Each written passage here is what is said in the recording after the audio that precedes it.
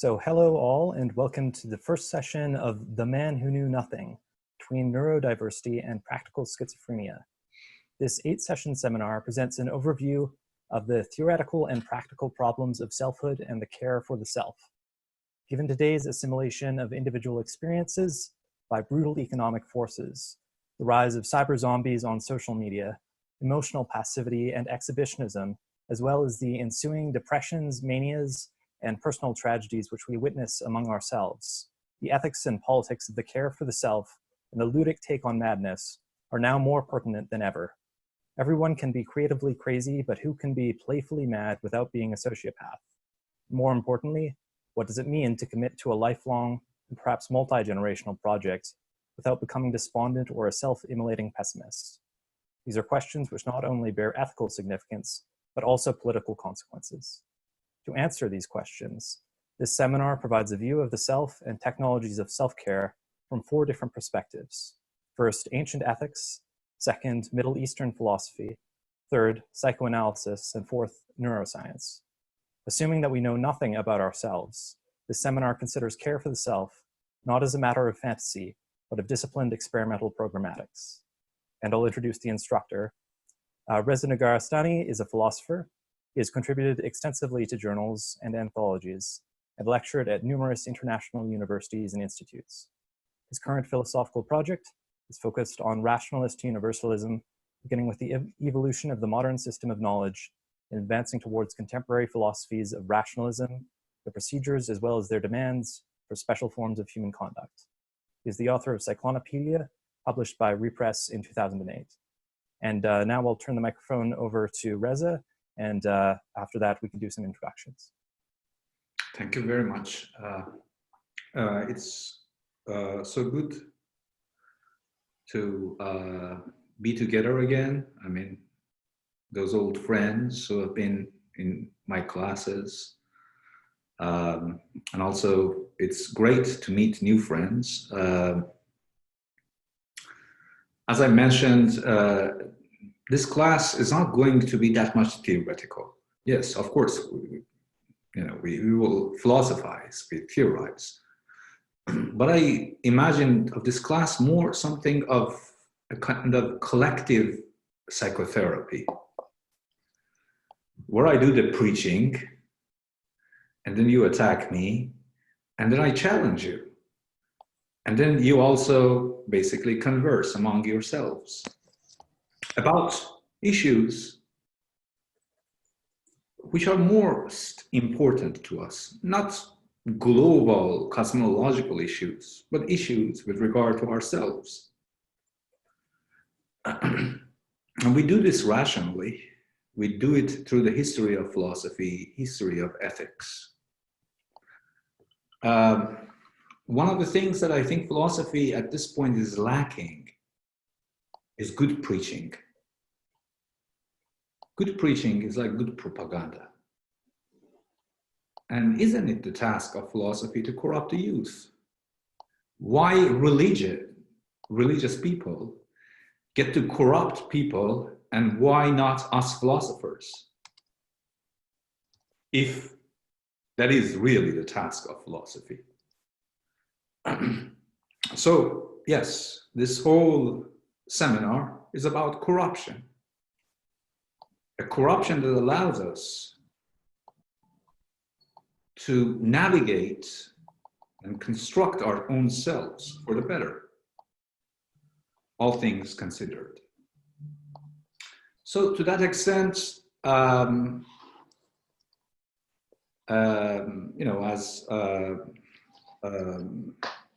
the abstract said, this, for this seminar, we are going to move in baby steps. I would say that for first 2 or 3 sessions, we are mainly dealing with ancient ethics. And then after that, a session on Middle Eastern idea of madness, delirium.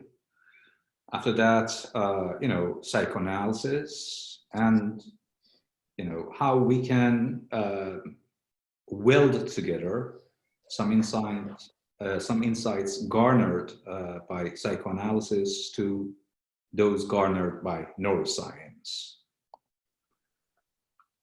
And the most important thing, as I will discuss, is that it would be completely presumptuous to take ourselves as granted. We are not in the business of discovering what the self is, but how it can be constructed, even if it didn't exist, right? So with this very brief remark, I would appreciate if you can introduce yourself, briefly say, where you are coming, what your background is, and why you took this course in the first place. Thank you. So perhaps we can begin with Federico.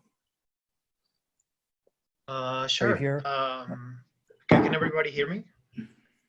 Yes. Okay. Well, hi everybody. I have a background in arts. I have an undergrad in arts, and I eventually got fed up with the artistic world. Currently, being fed up with it, and I decided to turn full-time into philosophy. So I'm currently training through a master's degree in Nacional Universidad, La Universidad Nacional in Colombia, and probably planning to take this like my let's say road from now on, philosophy full-time. And well, I'm here because, well, I admire a lot of Rez's work. I think that he's leading quite a lot of things, a lot of questions about the current world. So I'm a bit excited to be here. So that's why I'm here. Thank you so much, Federico. And yes, excellent choice. Let's go on next to Jamie. Okay, hi everyone. I'm Jamie. I'm currently a master's student at the New School for Social Research in New York. Been taking New Center seminars for a couple of months, and I'm interested in this course because I think that Reza is probably in a quite erudite position to speak on matters of cynicism, though I'm ready to heckle as well. Superb. Looking forward to it. Okay, Ekin? Ekin Erkan from Turkey, but living in New York. When I had an analytic philosophy undergraduate background, then in my master's, more so pursued a continental through film and media at Columbia University. Now I'm working on PhD applications, interested in this course. For many different reasons, interested in the neo-rationalist application and in general to much of these discourses. But beginning with today, these cynics seem like an interesting political model with their matted hair and public masturbation and general fervor against establishment. So thank you. Absolutely. Thank you so much. All right. Shall we go on to Shilpi? Is Shilpi there? Oh, great. Yes. So I will not be switching on my video because my network bandwidth is low, and the video may get cut. So I'll introduce myself like this only. I'm Shilpi. I'm from New Delhi, India. I'm a designer, illustrator, and an animation film artist.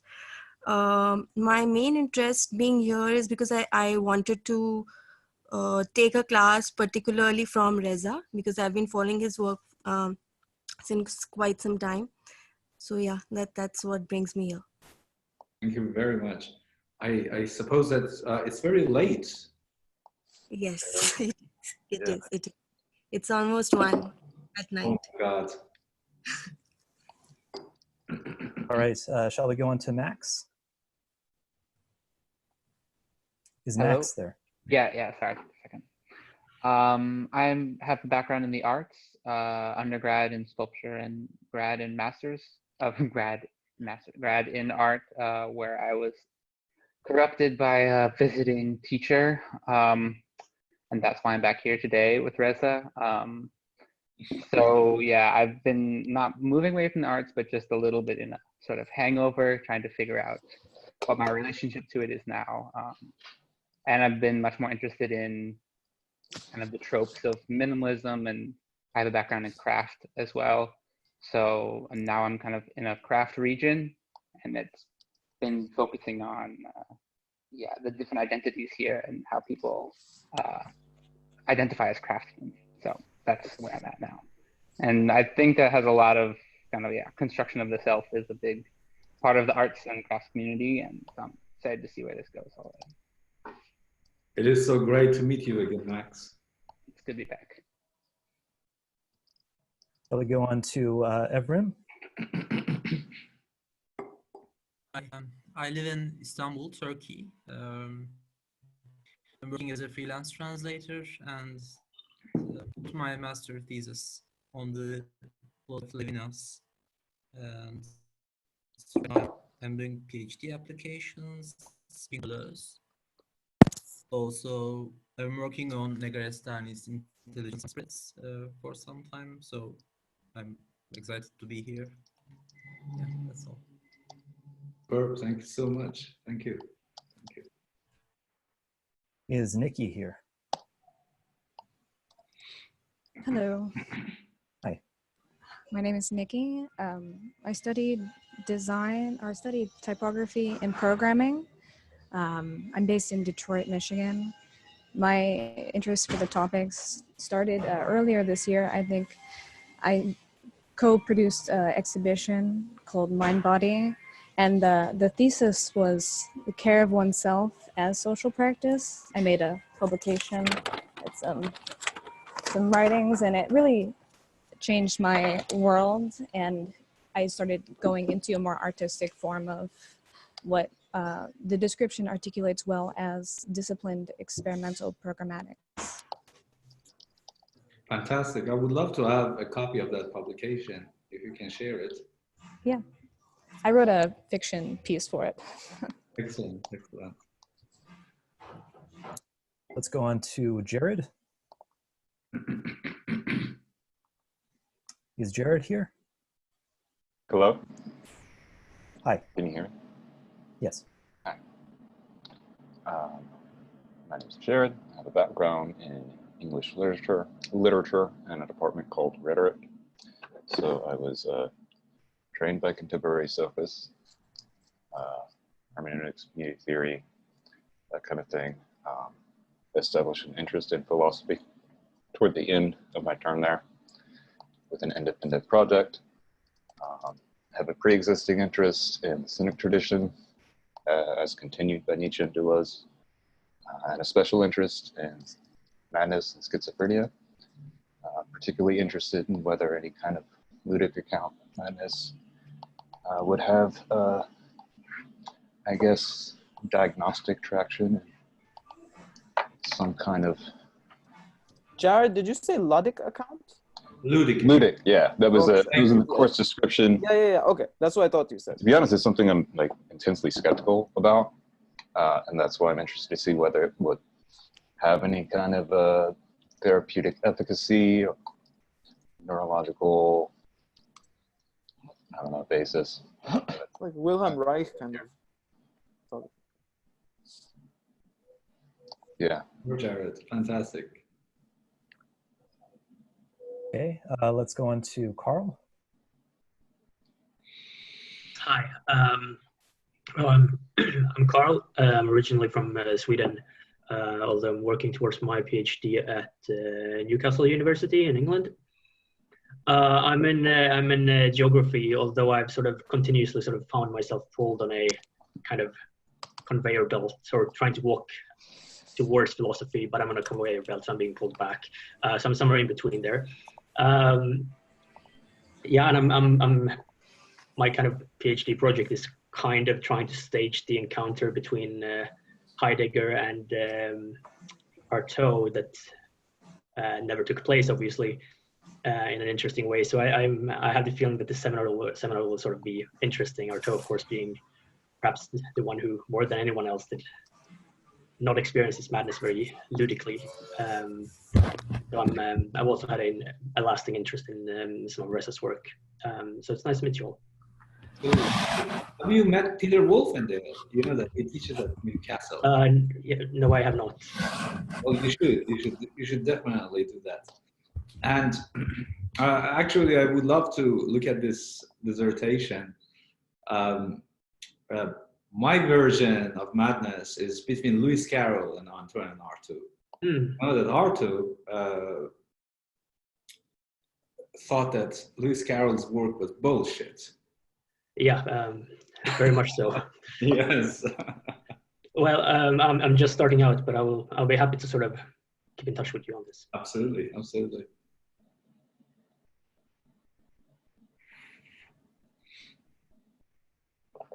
Okay. Let's go on to Joseph here. Hello, can you hear me? Hello? Yes, we can hear. The video is not on. Yeah, so I'm Joseph Murphy, or Joe. I recently completed a MA in Continental Philosophy at the University of Warwick. I'm mostly interested in the course because I recently completed a dissertation on Peter Sloterdijk and the notion of Peter post-human. Sloterdijk? Yes. Yes. And yeah, coming freshly out of his notion of anthropotechnics, I think this is a very interesting subject. There's a lot of things that can be done with this. So yeah, and this is the first New Center course that I've taken. So I'm very excited to see where this goes. Excellent, excellent. I know Peter Sloterdijk personally. He's quite a funny man, and he is a modern day cynic. He once told me a joke over lunch. He made me chicken. And my apologies to our artist friends if this is inappropriate joke. He said that to me, just because Hitler said modern art is bad doesn't make it good. It's completely Peter Sloterdijk.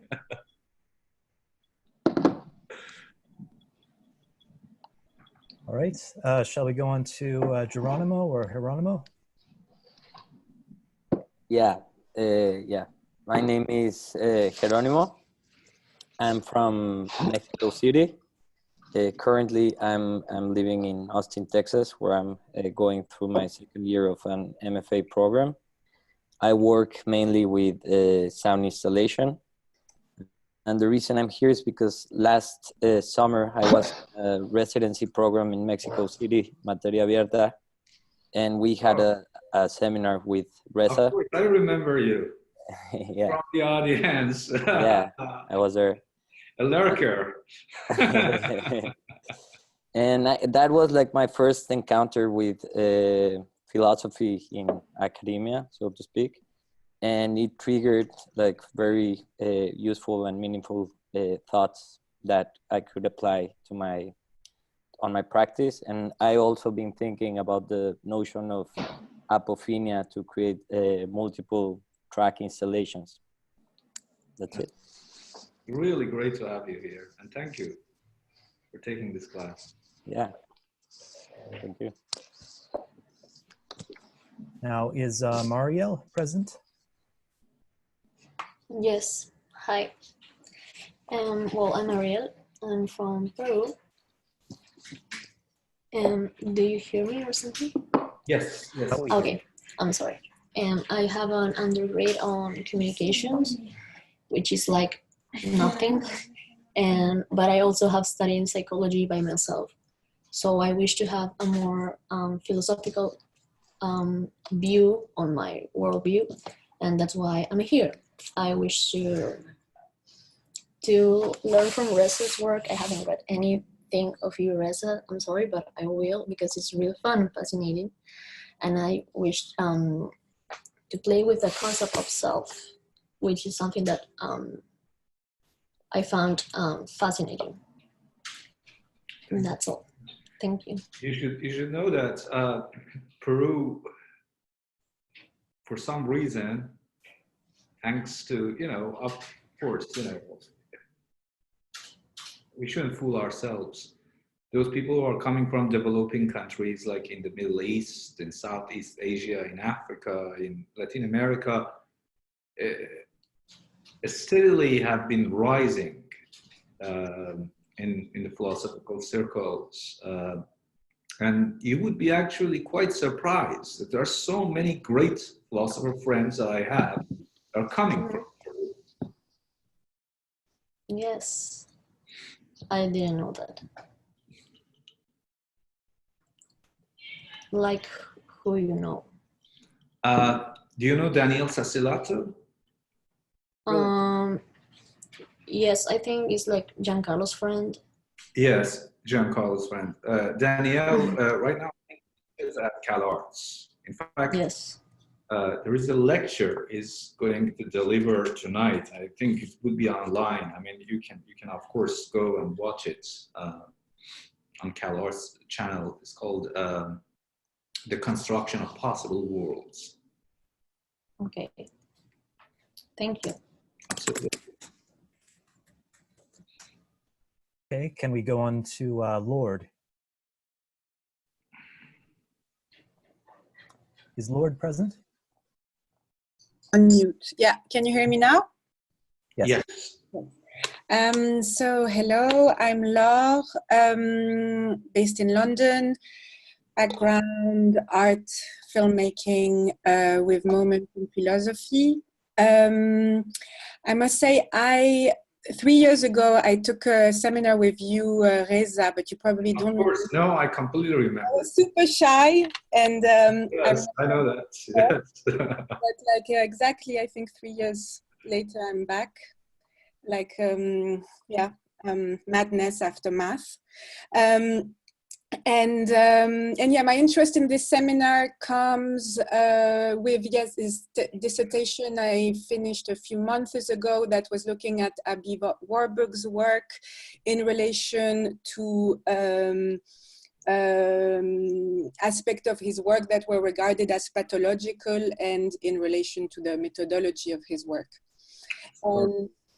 And yes, I think so. The question that now I have for you. Yeah.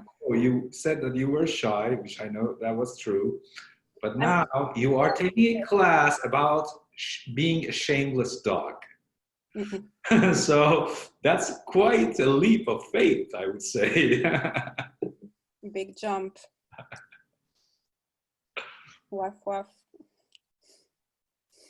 Okay, is Yasmin present? Oh, yes. Can you hear me? Hi there. Yes. Yeah. Hi, I'm Yasamin. I'm from Iran. Right now I'm doing my MFA in London. And yeah, I was interested in taking this class because of its title mostly, like Who's on Math. And then I'm also like, I'm doing my master's in art and I'm working and like thinking about the capacities within the art field and like things that could come out of it. And yeah, I kind of like can't concentrate right now. So that was really over all the places, but yeah. Yes, I mean, how much are you familiar with the Iranian ways of madness? I think like everyone in Iran is mad in one way or another. So it's like in a creative sense, I would say, yes. Yeah. But like, for example, the ancient tradition. Do you know any of those people?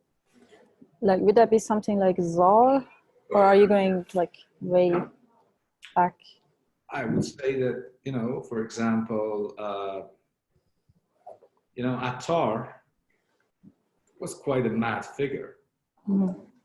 People usually talk about Mansur al-Hallaj being the mad figure, but Attar was even more insane than Hallaj.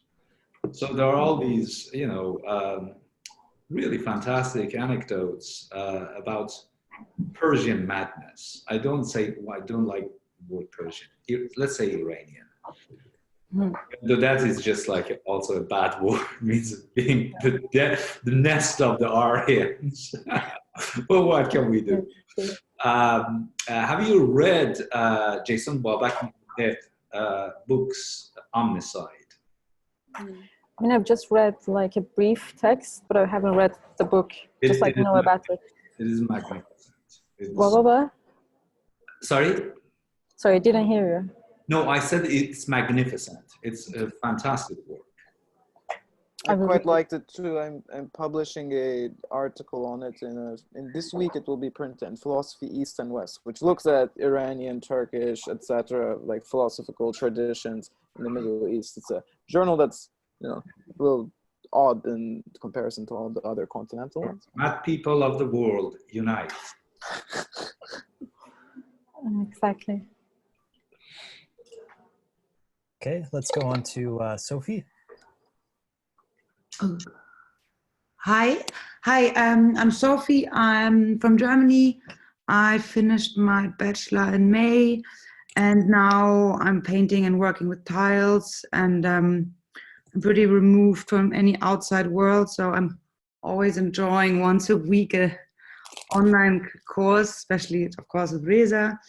Yeah, I took the class because I'm also like when thinking about the world, anything else, I always have the feeling that thinking about the self becomes also quite important, and also the issues of madness and all, yeah, and all of the above. And so, Sophie, my apologies. You don't need this course to go mad in Germany. You do not go mad. Naturally in Germany. Yeah. I'm trying not to, so I'm taking the course. The recipe, the poison recipe. Thank you so much, Sophie. Thank you. Okay, is Aladdin here? Yeah, I'm here. My name is Aladdin. Hi. My name is Aladdin. I'm in Switzerland right now. I'm coming from Switzerland. I did a BA in photography and an MA in visual anthropology. And I came to the New Center because I needed more philosophical background for my research, and to this class because I guess I felt the need of it because of, doing research. Probably everybody's doing research needs to do a class like this one, I think. Very well. So are you interested in philosophy? Yeah, I am. I mean, I did anthropology and I always used a lot of philosophy in it, but never with any type of background, so any type of real use of it. And it's why I joined. This class more is on the side of anthropology than, I would say philosophy proper, pure theorization. Yes, thank you. Thank you very much. Thank you. Let's go on to Alejandro. Hi. Hello. Hi there. How are you? Fine. I'm Alejandra. I'm from Mexico and I live in Mexico City. And I also took the course in the summer program Materia Abierta, like Jerónimo. And also that was my first time in an academic class of philosophy. And I wanted to know more about Reza's work, and especially because I just kept thinking in the design frame concept that we work in that class.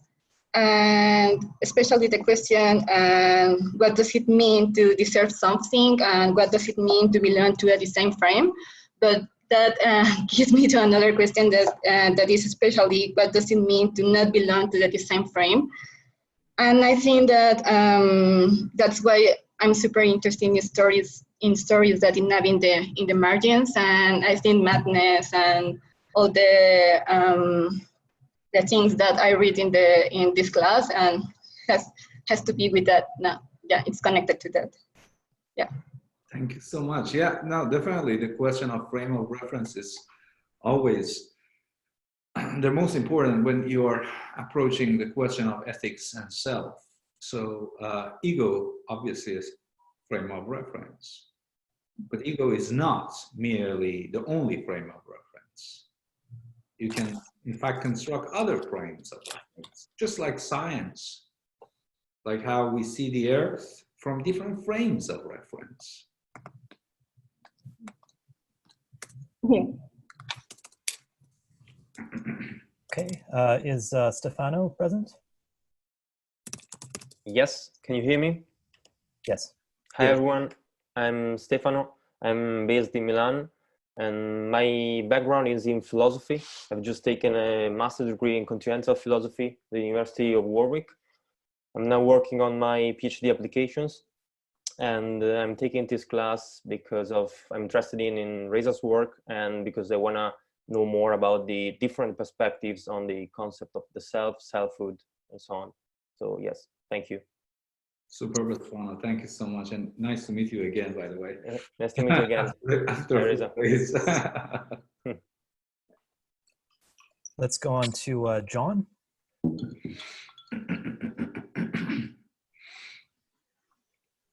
Is John here?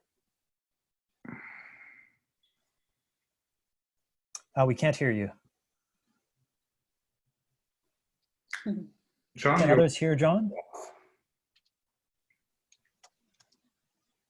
I know who you are, but other people want to know who you are. Okay, we'll return to John when he gets his microphone fixed. So let's go on now to Andrew. Hi. Hello. Hi there. Your mic is also off. Yeah, now it works. Okay. I'm from Australia, currently living in London. My background's in architecture, but I always use studying architecture as a way to actually look at kind of philosophy and social studies. So that's always been more of an interest to me than design. And the reason I was interested in this class is because it seemed to have, because of this, let's say, practical element to it, that there seems to be an immediate practical applicability. And that's particularly interesting to me. Of course, and practical repercussions. Say that practical precautions? Say repercussions. Practical repercussions, yes. Yeah. You cannot just have a self without basically dealing with its consequences. Yeah. I mean, yes, of course, this is something that I always thought that, to be honest with you, I always found architecture theories quite subpar, you know, precisely because, you know, from, I don't know, like the greatest architect theories of the 20th century, they just talk about what you might call to be watered down philosophy and social sciences. But what they don't realize is that architecture is philosophy in flesh. Absolutely, yeah.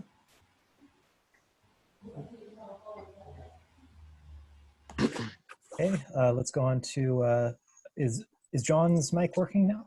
I think so. Can you hear me? Okay, let's go back to John. Yeah. Hi, I'm John. I have a background in art. I'm not really making much art right now. I'm not really doing anything terribly interesting. It's kind of painting a little bit to stay active. Bicycle there, though. Yeah. A piece of art. Yeah, it's part of my day-to-day commute. But yeah, I'm working as a machinist mostly right now, a stone cutter. Not really doing anything art-wise too interesting, just reading a lot for these classes and trying to maintain my connection to art and not give up on it. But yeah, I'm here because I think I'm just exploring, trying to get weird with you guys. So that's that. Fantastic. All right, let's go on to Sebastian. Yeah, I'm Sebastian. I'm from Slovenia, and I have background in art history and visual communication. And currently, I'm doing my MA in Frankfurt, in Germany, in curatorial and critical studies. And I guess I signed up for this class because I'm interested in the notions of subjectivity and the self, but maybe from a broader social scale, especially in regards to the concept of self-abolition of different political groups, and also some paradoxes that come to thinking how people can gather around the notions of the self and the we, and the kind of like presumably shared identity and stuff like that. Yeah. Thank you so much. Thank you. Thank you. Thank you. Can we go on to Linka? Hi, can you hear me? Yes. I can't turn the video on. I have a weak connection. And I started my PhD in London recently. It's on Dallas and scientific pluralism.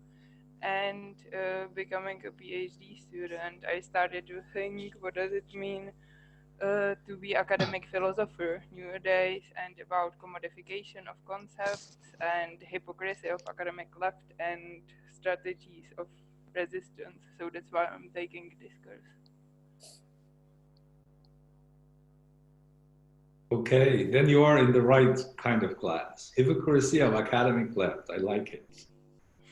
I don't, but... Okay, let's go on to Nikita. Yeah, hello there. My name is Nikita. I'm based in Moscow, Russia, and I work at Garage Museum of Contemporary Art. That's, by the way, where you've recently had a presentation of the Russian translation of Cyclonopedia, which I've sadly missed. So, and that's why I took the course.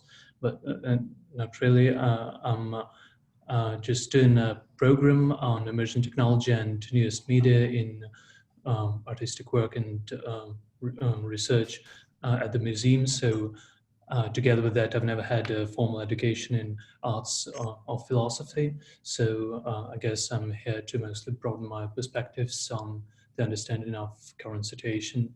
And yeah, well, I'm kind of following your work as well. So I'm pretty much interested. Thank you very much. Thank you. Thank you. I suppose that you too are in a late time zone right now. Yeah, I guess so. It's getting late. Yes, yes. Well, the thing is that I don't know.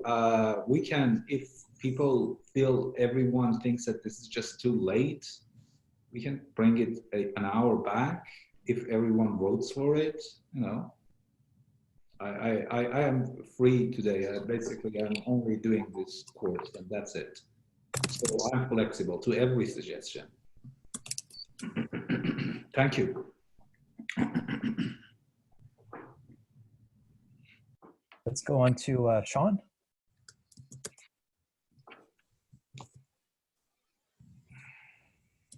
Is Sean here?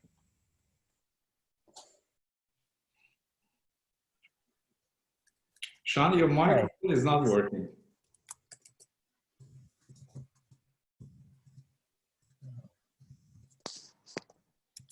Sean, we aren't able to hear you right now.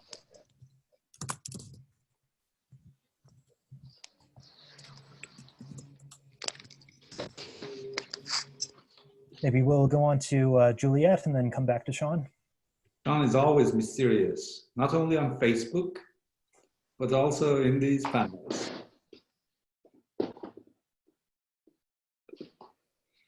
Is Juliet here?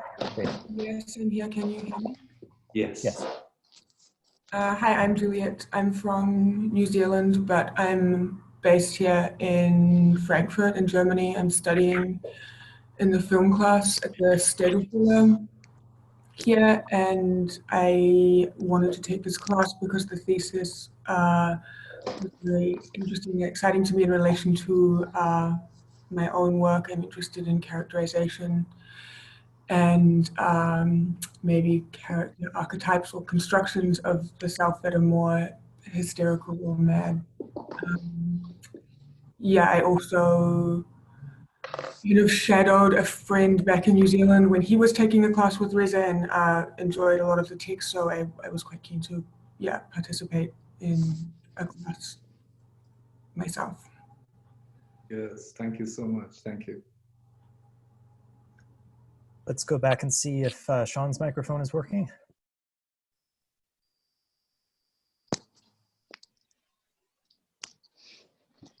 Still can't hear you.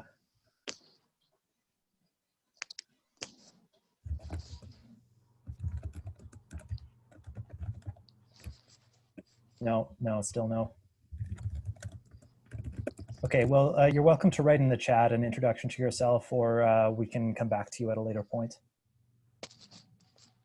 Now, is there anybody else who has not yet been introduced?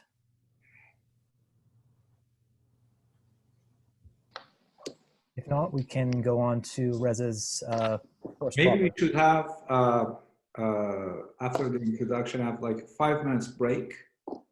And then we will go straight to 4:30. Sure, sounds good. Okay, see you soon. Okay, back in 5.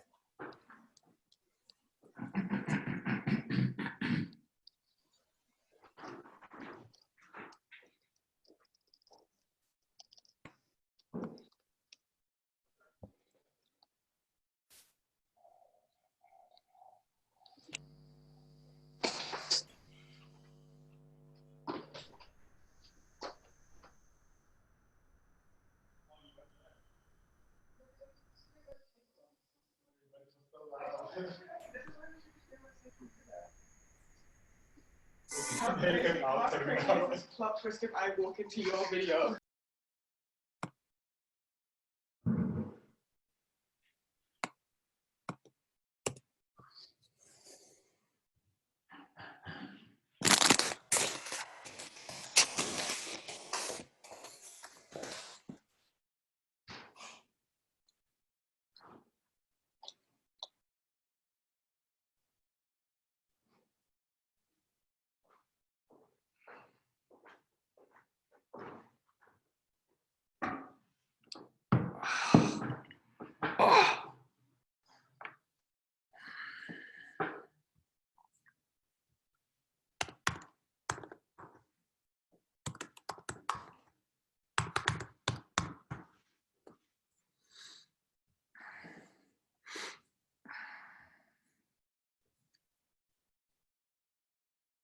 Hey, Reza, sorry, I'm going to have to leave a little early today. I got to get back to work. Don't worry, absolutely no apologies needed.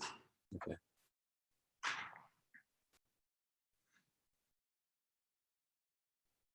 Who is the someone said they were a stone cutter? No? A stone cutter? John. That's John. me. John? Yeah, I'm working as a stone cutter right now. Where are you based? What's in Portland, Oregon? Yeah, it's kind of cool. Portland, by the way. Soon. I'm coming to Portland soon. Oh, are you? Cool. Yeah.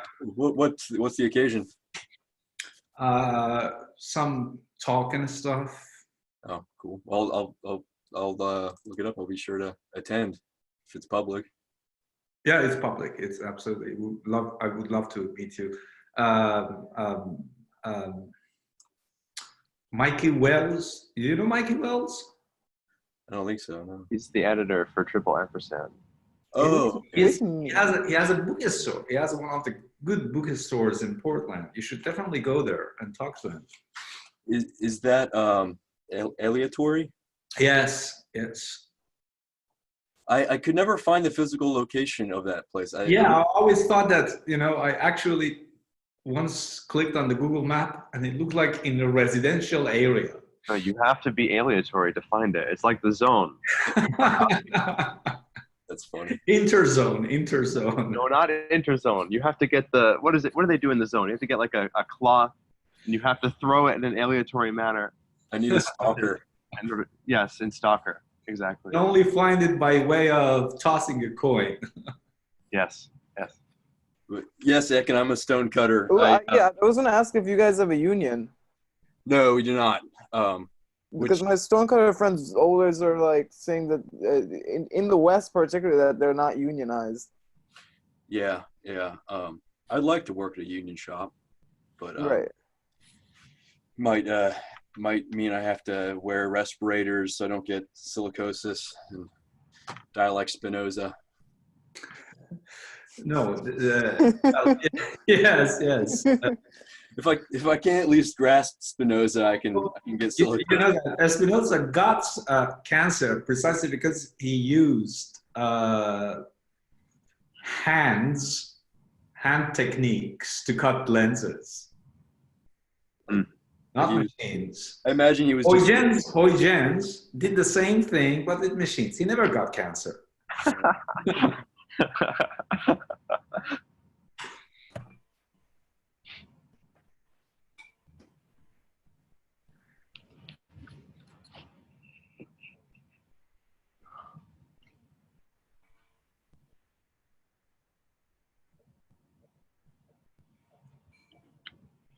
Anything before we start? Any remarks, heckling, swear? Not yet. You have to begin first before we can heckle you. Okay.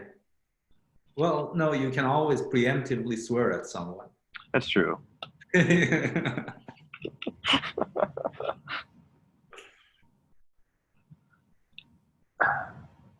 let's return.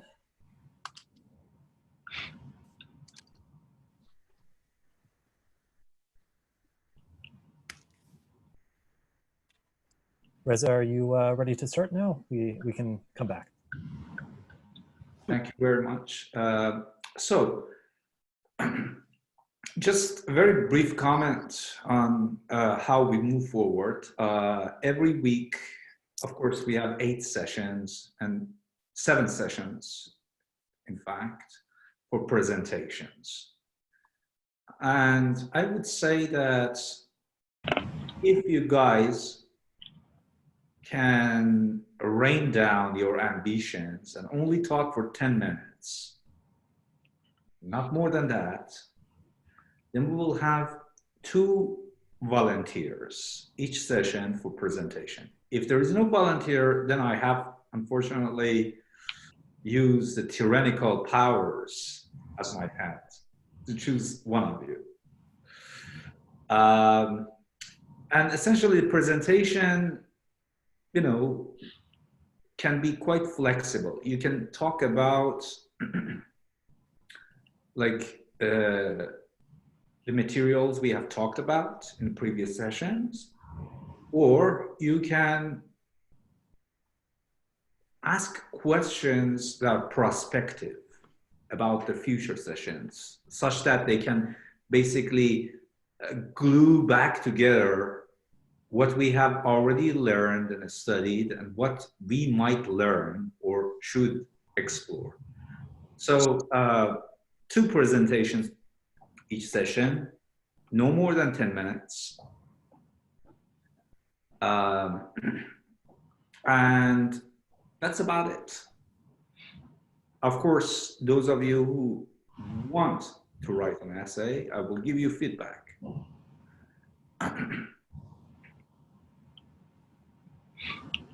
So let's begin.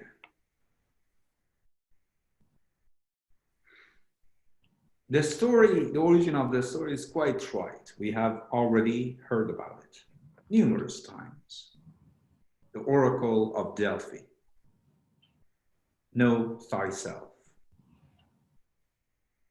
But how can I know myself?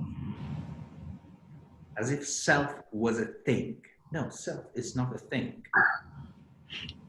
It does not have a metaphysical status. It is not really a thing.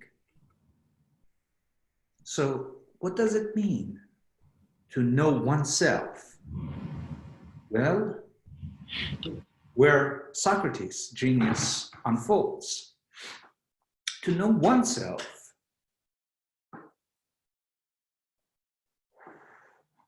one must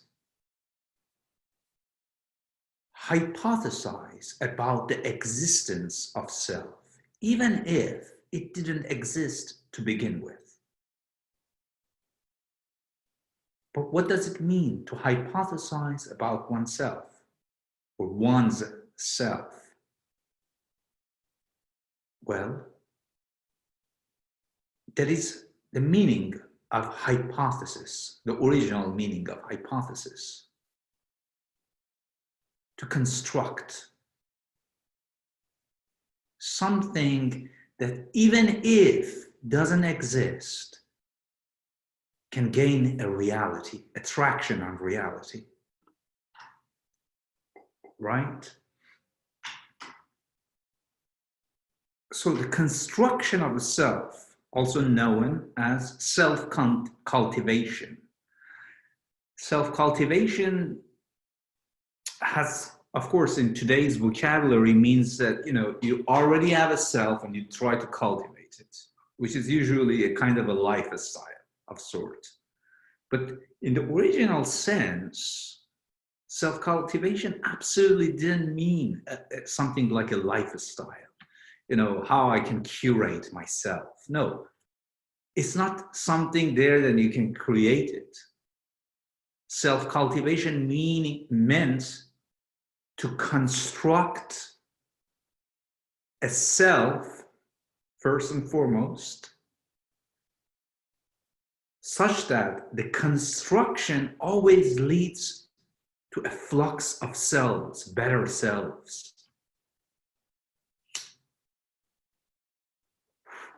Better in a very modest sense.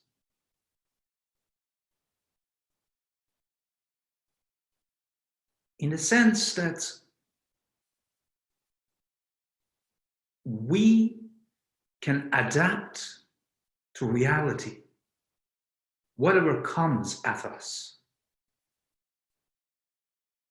Whatever comes at us. It was essentially a gesture against the whims of time, right? The whims of time or the whims of nature. Because a person who presumes that he or she has a self is so under-equipped when it comes to the whims of time, the tempests of reality. So how can you bypass this quandary? Well, Seneca, in his epistles to Lucius, has this, of course I will read it when we get into the Stoic section, had this idea that, you see, the problem is quite simple.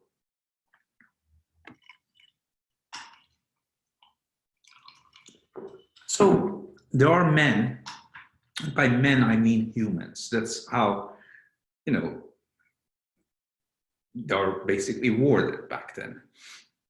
There are men who are supposed to be executed tomorrow. There are men who are confronted with a massive fire in their house. There are men who think that tomorrow won't exist, that the world ends. And Seneca says that, you know, I have seen examples that even if you think something is certain in terms of the whims of reality and how it can annihilate you, you should understand that there is no such certainty unless and until you actually believe in a self as a stable thing. But if you put this aside and see self as a construction in time, rather than as some stable, fixed thing which is always deteriorated by the whims of time, then you can see that there have been so many men who have been condemned to death. They bring them to the scene of execution, and the executioner dies, the king dies. The fire miraculously, by the whim of nature, is snuffed through raining or a storm subside all of a sudden. And then he says, even bad fortune is a fickle. Bad fortune is fickle. There is no such a thing as bad fortune. Bad fortune is only for those people who believe in a stable or fixed self. Those people who cynics call are incapable of adapting to any sort of opportunity. And this is where cynicism starts. Adaptation to any sort of opportunity. To live in any place as a home. To, in the words of Diogenes, to use any place for any purpose. To use any place for any purpose.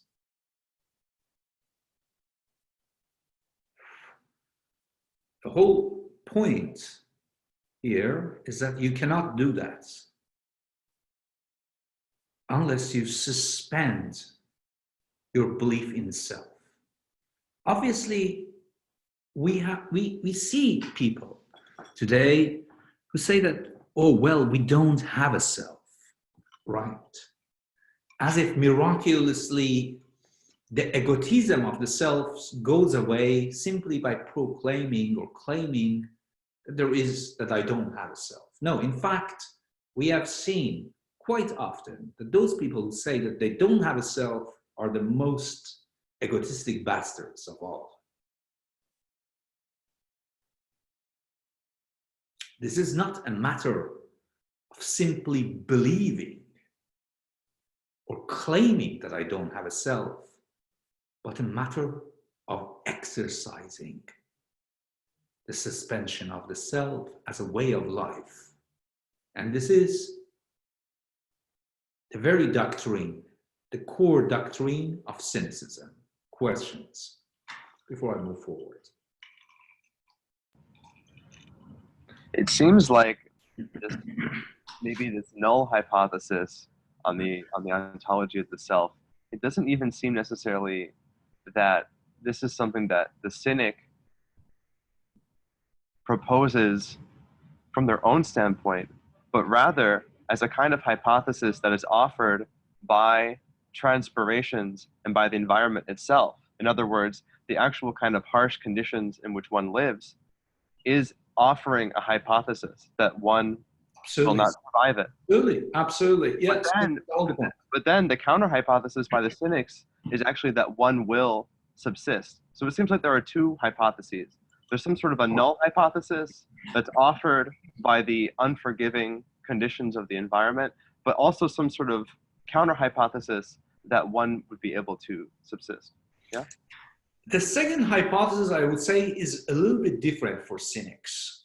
It's not that we are going to subsist. Right. Because that is not a case for them. Right. What is the case for them is absolute indifference. You can only master death by becoming indifferent to it. But you can be indifferent to it, but still hypothesize that you will continue. Yes, or not. Or not, yes. And that's the whole point.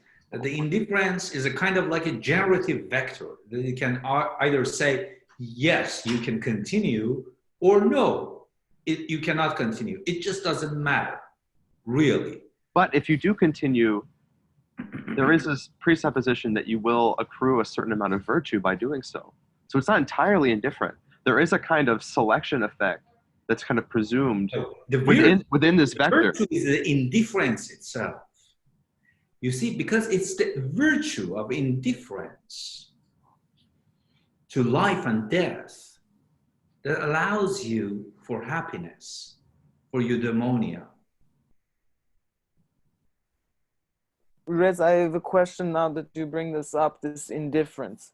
This indifference seems to be the guiding ethos to Diogenes, who wanders through the what is this, almost as if he were homeless. There's He was talk of homeless. He absolutely had no home. yeah, but it's this carteria, endurance as self-control.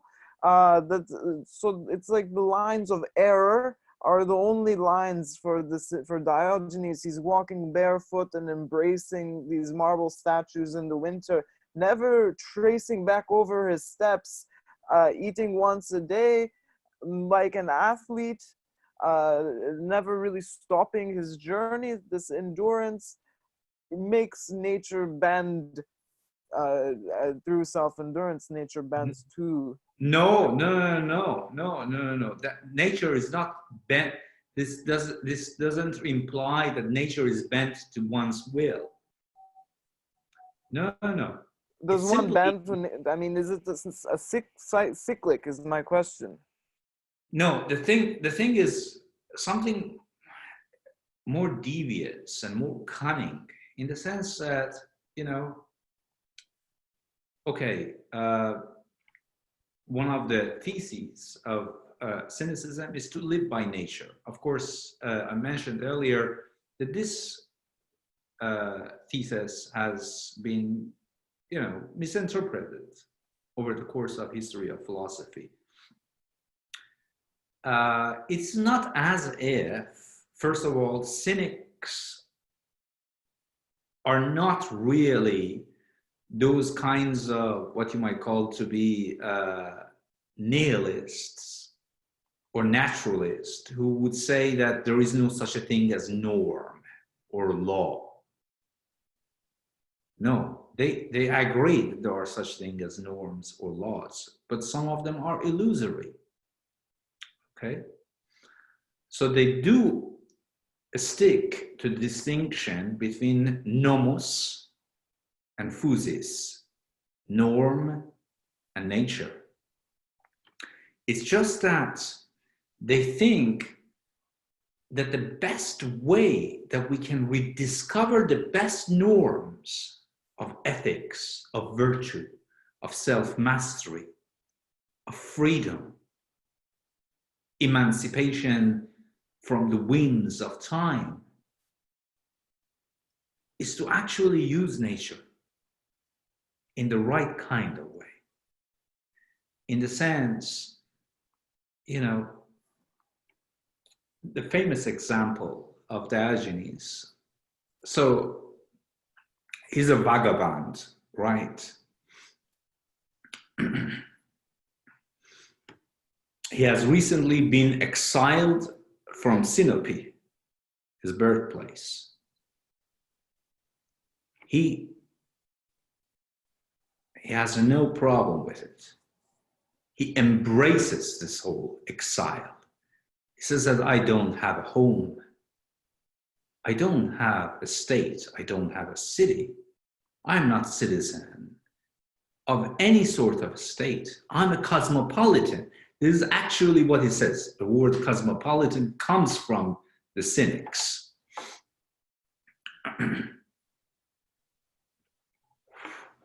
And he's carrying a knapsack. It contains, so basically, all of his property is a stick, so we can walk over a long duration of time, long distances, a bowl, and the knapsack itself. Then he sees a child that drinks water from his hands, eats foods and soups from his hands. And he says that the bowl was unnecessary. He discards it. It is lighter now. this lightness of being, in Milan Kundra's sense, is the very idea of how you can be more rational, be more critical, be more subversive than any other person. So Reza, if I hear you correctly, just to make sure, you're saying that this very indifference and the kind of apostasy with respect to many different regimes of nomos, if you commit to that, then only the most kind of compelling and architecturally sound forces will kind of remain as those that you consider when you're making your philosophical judgments. The kind of metal of these variables will make themselves really forcefully apparent to you if you're indifferent to all of them and you kind of invite them to impress upon you. Yeah. Yes, completely. But this is not making it still artifacts out of, making nomos out of nature. There does seem to be what I called earlier banding. Perhaps that's not the clearest way to describe making nature artifactual. There is this description of Diogenes washing lettuces in the river, and it is Plato who comes up to him and says, if you had paid your respects to Dionysus, you would not be washing lettuces in the river. And he replies, I think his reply is something akin to, if you washed lettuces, you would not need to flatter Dionysus. This, to me, the washing of lettuce recalls this artifactual relationship, making artifact of nature, finding a sort of relationship of give take. Yes, in a sense, this is true. You see, when they say, as I mentioned, when they say that live according to nature, they are not naturalists, they are not Noah-Luddites, they are not some cultish communal people, right? It's just that they are rational at the core. They think that the best way to change nature is by freeing yourself from those, what I call natural whims of times, sensations, sexuality, desires that are exogenous. They have no problem whatsoever with endogenous desires and impulses and how to act on them. It's just that they think that we should explore the idea that how many of our desires to be natural, to be ourselves, might be an illusion, a fabrication, and which of them are true. Essentially, they are, in a sense, early pragmatists, precisely because they think truth as what works in a practical sense. Reza, I would like to ask if the concept of autarkia that they manage, let's say as a non, I see it, let's say as this method of being non-dependent of the whims of the external contingencies that might be presented to the rational human. Would you think that this autarkia would be like a sort of key piece or engine to the self-construction or the construction of the self? Yes, so you see, many commentators in the history of philosophy accused of cynics, including Hegel himself, and Hegel is the god of philosophy, one of the gods of philosophy, second to Plato, I would say. Of cynics as examples of pure individualistic idea of freedom, right? Essentially, It seems on the surface, though, on the surface, only on the surface, that their idea of freedom is something that I see at Berlin called negative freedom. Freedom from something.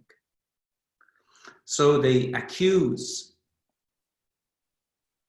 cynics as being always on the side of freedom from something, freedom from nature, freedom from social conventions, so on and so forth. But no, that is not absolutely correct. You see, it is very much more in line with Foucault's idea of freedom, that in order for you to construct a proper freedom, which is positive freedom, freedom to do something, freedom to, rather than freedom from, you have to start from negative freedom, freedom from something. So the shortcut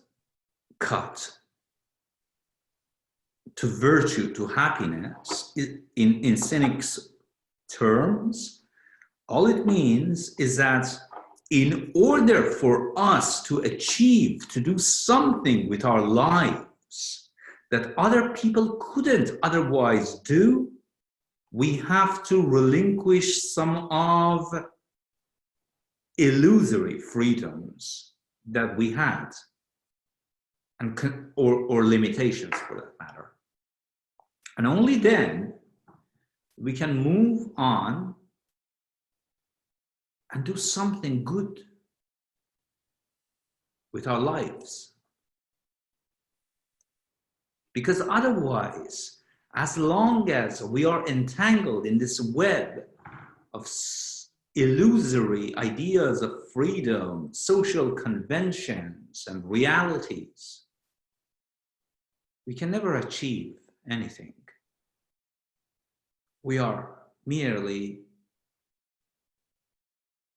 as Diogenes Laertius would have said it, we are merely just a step in the ladder of beings. So this is one of the greatest ideas of cynics, that they subverted the chain of beings before even Aristotle invented the chain of beings. So you know that in the metaphysical idea of what is man, what is human, as a metaphysical question, a la Aristotle, you have animals, men, and gods. Cynics did a complete subversion of this whole paradigm by saying that humans are animal, man, and God, all at the same time. Essentially, they revealed both the constraints, the negative constraints, and the positive possibilities of what it means to be human.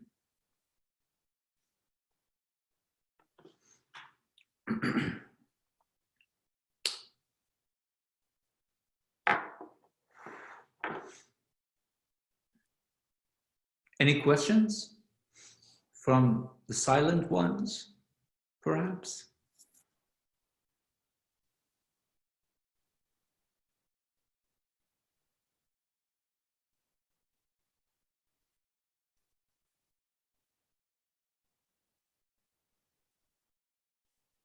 Don't be shy, I don't bite.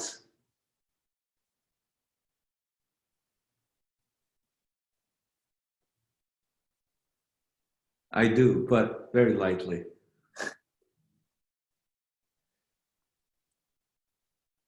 Okay, I'll have a go. Sure. So you say that in making, I suppose it's a question about Aristotle, as I'm slightly unfamiliar with him. Is his idea of animality only negative? Otherwise, it would seem to me that in this sort of move, that's of course pre-Aristotle, that the human becomes in a sense more than either God or animal, in the sense of having attributes from both. Yes, yes. This doesn't, however, inferiorize, for the cynics, it doesn't inferiorize the animal, because they are obviously not interested in that kind of Aristotelian chain of beings. As I mentioned, to them, human self-construction is something more like a strategy. You have to first be animal in order to be a god. You see, the whole idea of a shortcut to nature. Yeah. Be first, act like an animal, only go for what you need, not at the expense of others, but at the expense of yourself. And only then you can adapt to the opportunities of something becoming better.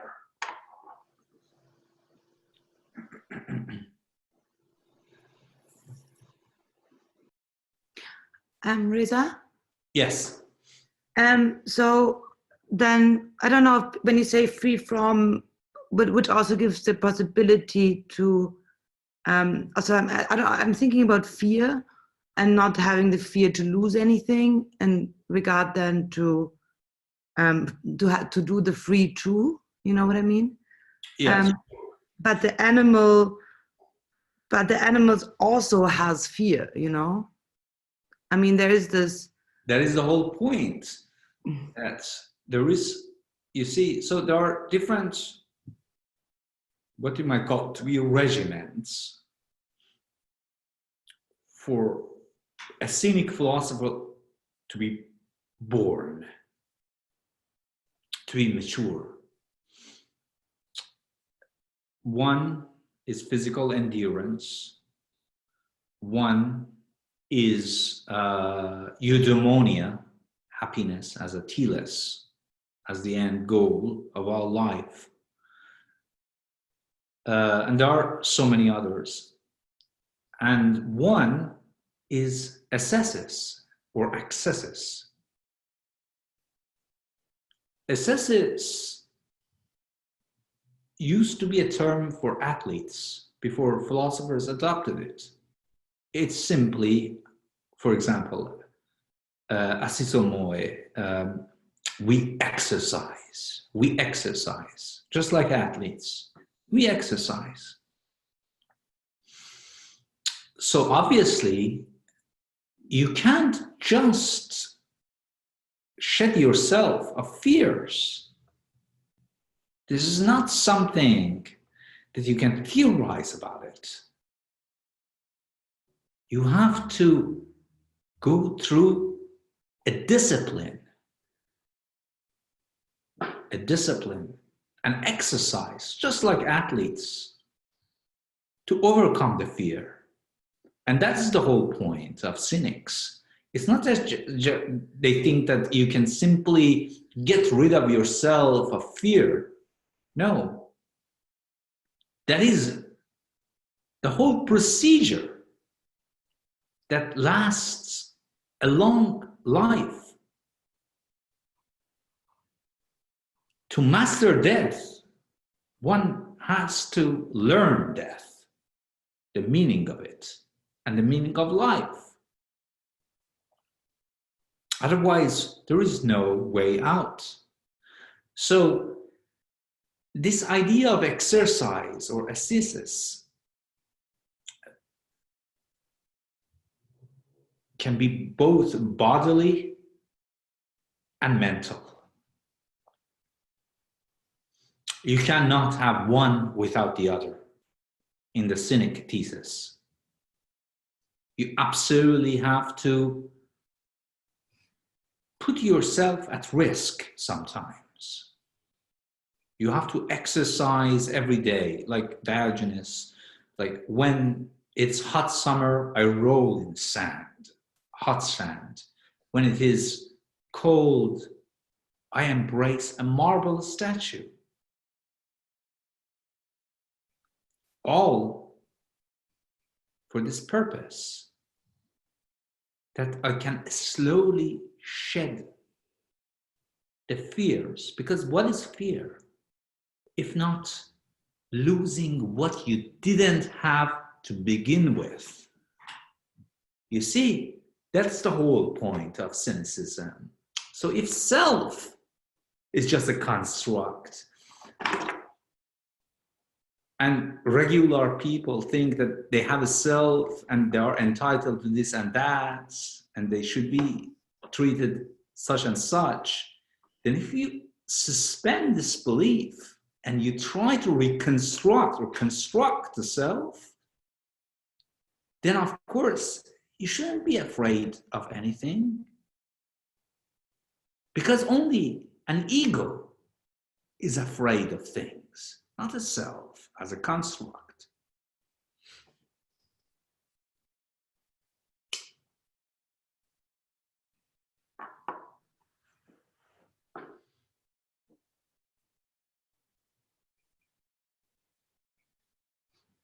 I do have a kind of overall question just for the kind of scope of this course. The question that I'm hoping to answer is, how much of cynicism is strategy and praxis based on negotiation or agonism, and to what extent are certain aspects of cynicism not strategic, not negotiable, specifically like values or axiologies? It seems as though it's not entirely exchangeable, adaptable, malleable. There has to be some sort of vertebrate to it. Yes. Obviously, the only reason that we are looking at cynicism is because of a chronological constraint. But obviously, as we move forward, we see holes and cracks in the cynic doctrine. Not because of the regular, critiques which are levied against cynicism, such as the pure individualists, so on and so forth, but because, yes, as you said, the question of tactics and strategy is being elided, being confounded in cynicism, such that, for example, cynics have this kind of heroic, and who doesn't want to be a hero these days, have this heroic soul to think that simply by exposing the hypocrisy of values and social conventions, they can overthrow social conventions wholesale. So yes, these are all the questions that we will get to these by the end of the seminar, yes. Any more question? I guess it's just a comment, but like on that note, I've been thinking it's interesting that the cynics seem so like needing to be embedded in the culture and not just to be running off into the woods that they do have some sort of need to try and overthrow, if not just for themselves, but it doesn't really seem like it's only for themselves, or they could be. Yes, yes, absolutely. This is what I mentioned earlier on, that, you know, people usually who misunderstand cynics, they think that cynics are just like, you know, are all on the side of negative freedom, freedom from this or that. But no, actually their goal is freedom to do something. And to do something is to subvert all illusory norms of social convention.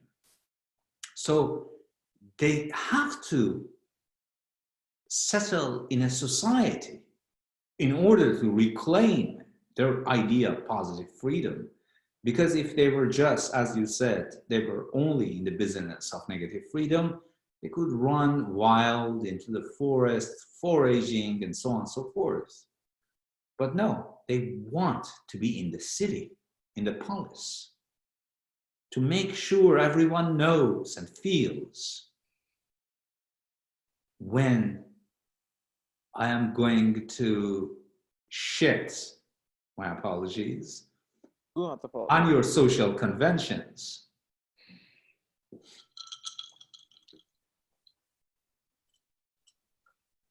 Could it be then like disenchantment of what is enchanted?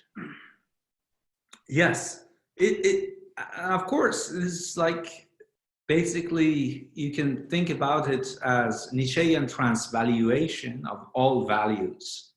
It's simply a cynic doctrine, nothing more.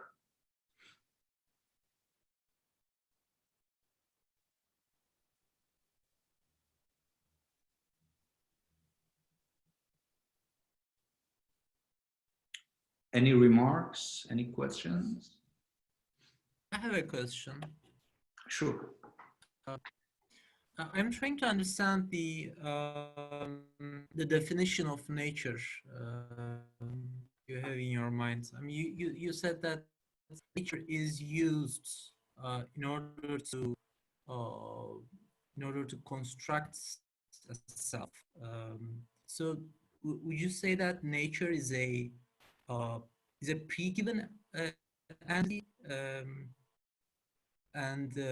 or is it a tool? I mean, I'm trying to understand the status of nature. Sorry, you got cut off for one single moment. Would you repeat it? Would you say that nature is a pre-given entity, or a because you said that nature can be used as a tool. Yes. In order to construct a self. Yes. So yes. I'm trying to understand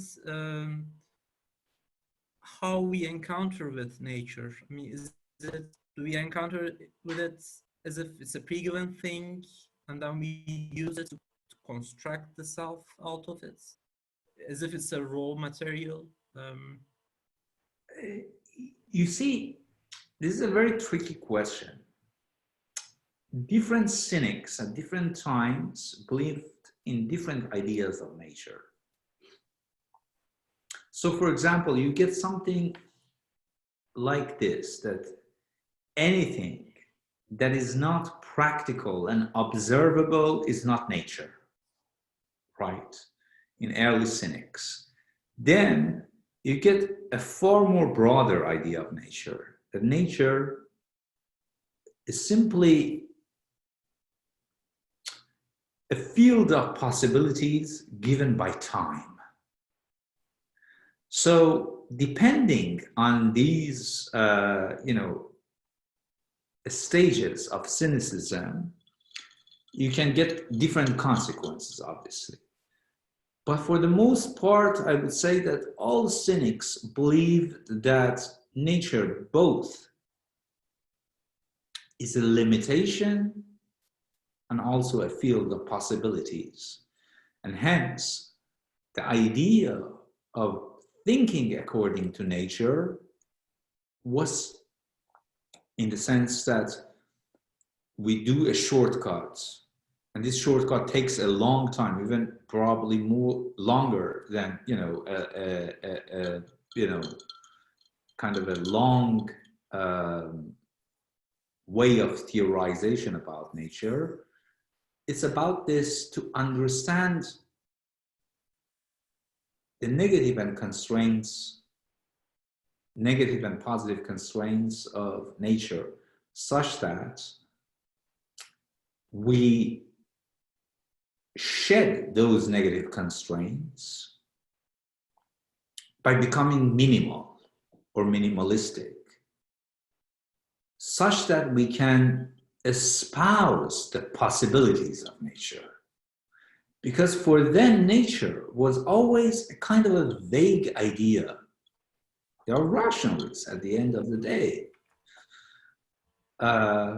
You know, it's just like, you know, I'm a human animal. So I need to have sex, I need to eat, I need to pee and poop and so on and so forth. All great and good. But the thing is that, how can I make this so more minimal, such that I can realize the possibilities, other possibilities that nature can give me as a human being? I have a question that is related to Evrim's. And this is, you know, more of a comparative question that I'd just like to sort of hear your comparison. It's just so bad. Probably I won't be able to continue this session. Why? Because I only have one cigarette. Oh, this is... can you do a little bit of a comparison between the cynics' nature and then perhaps nature as a, you know, I mean, and I think of in Spinoza, where God is sort of reduced to nature, thereby losing its transcendence, and then in you know, in Kant, where nature cannot be judged from a particular point of view, in Schelling, where nature starts to take on you know, a whole organism.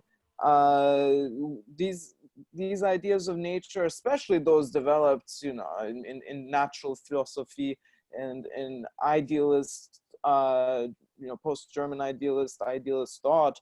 How can you do a bit of a comparison? Any of these ideas is influences and rejection in nature as it's conceived of, not just in Schelling, but, you know, perhaps Schelling is the person who most explicitly talks about, but just in philosophy of that moment, and in you know, in general, perhaps. I will be brief at this point, precisely because I would, and please do remind me of this question in the next few sessions. I want us to look at the problems quite accurately before I answer your question. But for now, all I can say is that you see, cynics understood the constraints of nature, like good engineers, right? You just simply cannot put or cannot nail any sort of nail into a stone. You know, it should be a different nail to go through a stone. They were pragmatists of some sort, as I mentioned earlier. So they think of nature as both a field of possibilities, free in itself, right? But also they don't think that humans or men can embrace the freedom of nature haphazardly, out of blue. No. To embrace the field of possibilities, which is nature, one ought to have certain kinds of practices, ways of life, performances, improvisational philosophy, so on and so forth. To just simply take for granted the idea of a free nature, for them, is a dogma, is a philosophical dogma. You cannot postulate or even talk about it unless and until you are in the battlefield, which is called nature.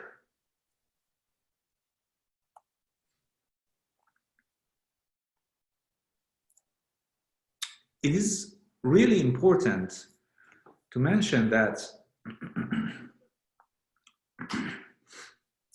for cynics,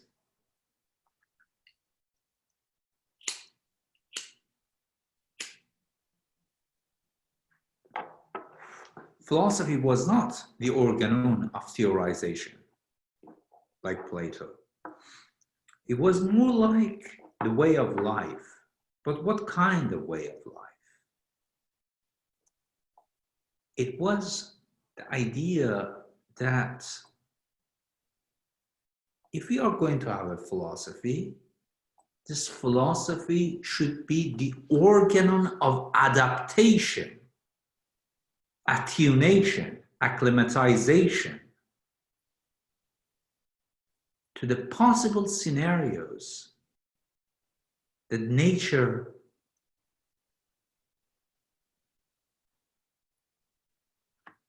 can bring about upon us. So in that sense, for them, nature was both a tyrant and the angel of historical emancipation.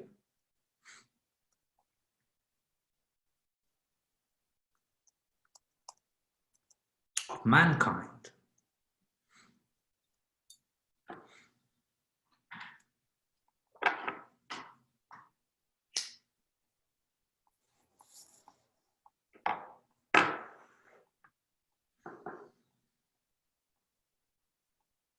Reza, I don't know if, I'm sorry, then this, like, the idea of a free nature, I'm thinking about like an imposition that could be seen maybe in the philosophies of desire, for example, let's say, in how, let's say that this French conception of desire might turn into a sort of automatism, like this sort of irreflexive automatism that puts nature into an enclosure. I don't know if it could be said that that's the case. Yes, many actually commentators, you know, in the Middle Ages and onwards, who were influenced by the Aristotelian reading of cynicism, believed in this. But I would say that cynicism is not automatism, or don't lead to that kind of automatism that you have in mind.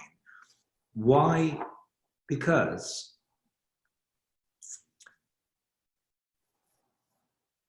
if the case is adaptation of reason to nature,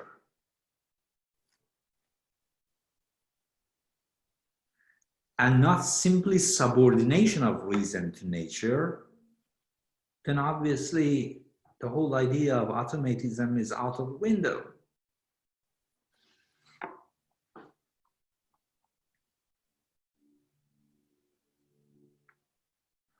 Adaptation is what cynicism is all about.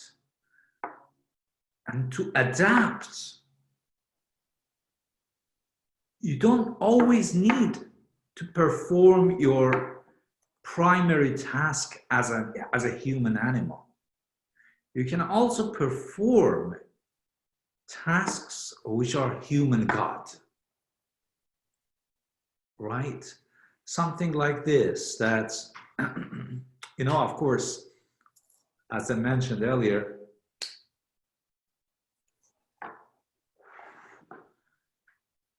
these people were skillful in the art of rhetoric. They were coming from a lineage from Gorgias himself, the ultimate sophist. But for them, rhetoric was not a means of saying who is true and who is not. Rhetoric for them was to literally make a political joke, a socio-political joke. Almost like a rite, not a ritual, a rite that you can do it here and now, and you expose the sheer inconsistency of what we believe about ourselves, about nature, social conventions. Let me read some of these jokes that Diogenes came up with.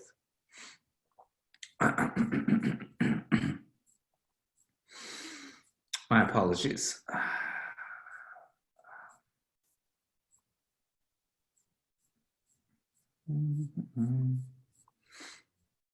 And please, if you have any more questions, just shoot it at me while I'm trying to search my notes. Oh. My apologies. I'm a very unorganized kind of person. My God, what is this? Okay.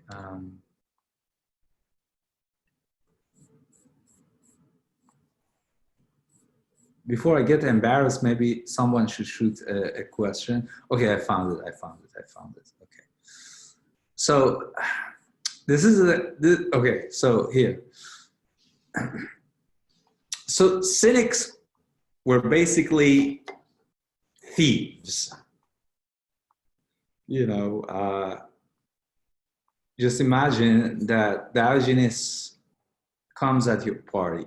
First of all, he embarrasses you in front of all of your elite friends by peeing on the carpet. If you think it is not bad, then he starts to actually steal the whole pot of the stew in front of your eyes. And this was not because they were hypocrites, they were actually believed in ascetics and being ascetic people, right? But for them, jokes as rights, as subversions against social conventions was more important than really friendship. Because a friend who doesn't appreciate this joke, then most probably is a dumb friend. You don't want that kind of person on your band. So this is what he says. All things belong to the gods. The wise are friends of the gods. Friends hold things in common. So then, all things belong to the wise, namely himself. It's a justification for thievery. Then he says, people say that, okay, so Diogenes, that agora. Agora is essentially the place where basically serious matters are being discussed about the polis, about the city and the social environment, so on and so forth. It's really the most serious. It's just like, for example, you go to, I don't know, Congress, United States Congress. You just cannot bring a whole plate of food and eat it in front of everyone. He says, if to breakfast is not absurd, it is not out of place in the agora. To breakfast is not absurd, it is not out of place in the agora. You see, these are pure Gorgias riddled forms of rhetoric. If you have seen how Gorgias actually works in his rhetorics as a sophist, but they were not really interested in sophism. They were interested in jokes. Jokes in the precise sense that's basically contemporary anthropology understands it. Let me read. So, of course, this is a kind of fallacy. And Aristotle, being this kind of, really rigid person, he says that, well, these sophists are all sophists. These cynics are all sophists. He just doesn't understand the recontextualization of rhetoric as a means of subversion and as a joke, as an instinctual right. So, you know, Mary Douglas, in her The Social Control of Cognition, Some Factors in Joke Perception, develops this argument that the peculiar expressive character of the joke stands in contrast to ritual as such. It's a right, but it's not ritualistic, right? For if we consider the joke as a symbol of social, physical, or mental experience, we are already treating it as a kind of right. But what kind? As a spontaneous symbol, she says, a joke expresses something that is happening, but that's all. It stands in contrast, therefore, to the standardized rite or ritual, which expresses what ought to happen. And thus, unlike spontaneous joking, is not morally natural. Douglas spells out the opposition between joking and ritual as follows. She says, a joke has in common with a rite that both connect widely different concepts. But the kind of connection of pattern A with pattern B in a rite is such that A and B support each other in a unified system. The rite imposes order and harmony, while the joke disorganizes. From the physical to the personal, to the social, to the cosmic, great rituals create unity in experience. They assert hierarchy and order. In doing so, they affirm the value of the symbolic patterning of the universe. Each level of patterning is validated and enriched by association with the rest. But jokes have the opposite effect. They connect widely different fields, but the connection destroys hierarchy and order. They do not affirm the dominant value, but denigrate and devalue or transvalue. Essentially, a joke is an anti-right. The message of a standard right is that the ordained patterns of social life are inescapable. The message of a joke is that they are escapable. For a joke implies that anything can be possible.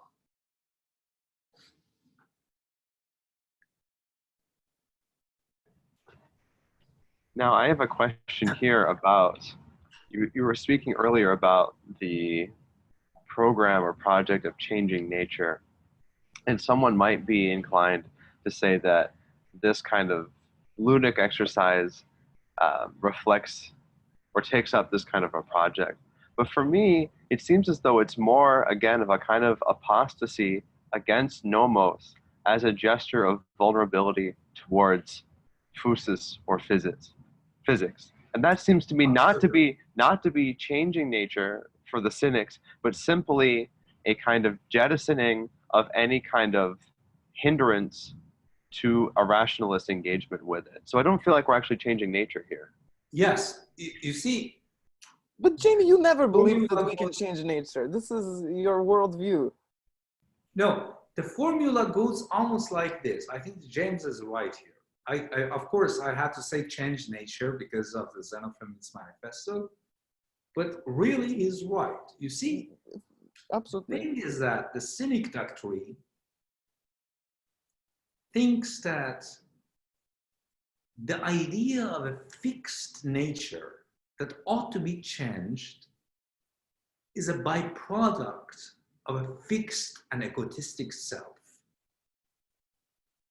So, if reality is a projection of the self, a fixed self, a fixed reality is a projection of fixed self, then if we treat self as a constructible hypothesis, the nature reveals itself as a field of possibilities where no change can occur. You are merely navigating the field of its possibilities. But can we give it form? I mean, this is the Platonic question par excellence. Right? Well, the thing is that... And it's a different question than changing. Yes. Cynics think that you can't really give form by simply speculating or theorizing about nature. You have to become nature. You have to confront its opportunities and constraints before you learn something. Everything before that is merely philosophical onanism.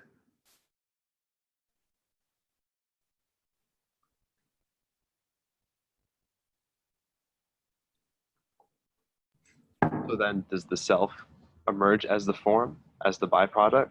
Is that the form? Can we consider it that way? I wouldn't call self as a form. Self would be co-constitutive with nature. Right. Is this the more you construct the self, the more you enrich the reality of what there is. So the Hegelian vantage would be, this is how nature reveals itself, but not changes, but reveals itself through our, not co-option, but becoming nature, thus Geist's, asymptotic historical trajectory. This revealing, this grand revealing, it's like a cosmic phenomena. Yes, well, for Hegel, it's less matter of a way of life as a praxis, whereas for cynics, it is absolutely a way of life. But Marxists have done this with Hegel, I mean, Marx does this with Hegel. He almost does what the cynics are doing, I guess. Yes, well, the whole idea is that, so philosophy always bifurcates between what to think and what to do. The greatest philosophers are those who say that what to think is not a matter of pure theorization. It's a matter of what kinds of doing we can do in order to think. And what to do, correspondingly, is a matter of what to think when we do something.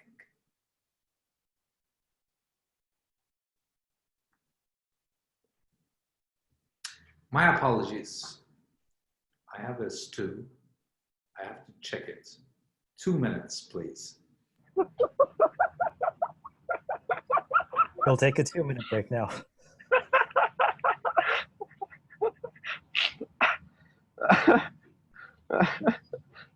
Alex, I really enjoyed the way that you're actually like guiding the breaks. Like it's quite good.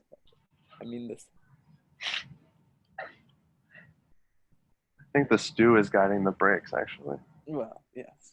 It's like nature, it reveals itself, but it cannot change.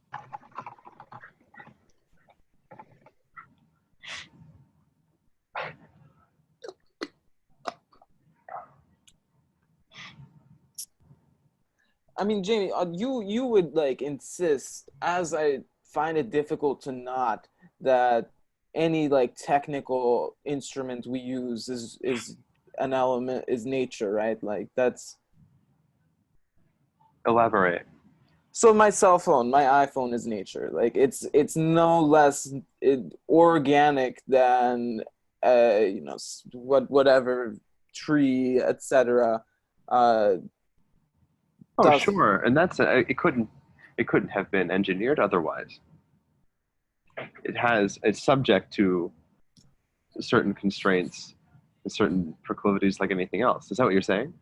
Yeah, I'm just like, how could anyone counter this? Because it just seems like illogical that one could not agree with this. Well, but some people will take the standpoint that if it's an instrument, it's something that you're using with application with respect to some sort of a nature, right? And I disagree with that, because then you are basically discounting the instrument as just kind of a yeah, virtual interface, which I don't agree with, right? I mean, I understand why you would do this if you're like an environmentalist or have some ecological project, and there's, you know, you look at like the anthill and say this is formed naturally. You look at, you know, our pollution and apply inorganic or unnatural with some type of like ethical praxis in mind. But it's like, you know. Yeah, but the formicary is also a brutal kind of tyranny. But we just don't look at it that way because ants are rather small. But if we did that at a human scale, we would have completely eviscerated the earth. Right. So I don't, you know, I'm definitely not inclined to create these kind of divides between human behavior and some sort of kind of ecological process that somehow we've perverted. We're part of it. So I'm curious for Jamie, would you make any distinction between instrument and artifact? Because, you know, there's all sorts of animals which use things that they find in their environment for various purposes, but whether they're actually fabricating that in an intentional way, that's more questionable. And so I don't know if artifact use could be an intelligible distinction. Yeah, that's a great question. I don't have an immediate answer to that, actually. I haven't really weighed on the artifact instrument distinction, Alex, but I'll give that some thought. Would you be kind enough to repeat your question?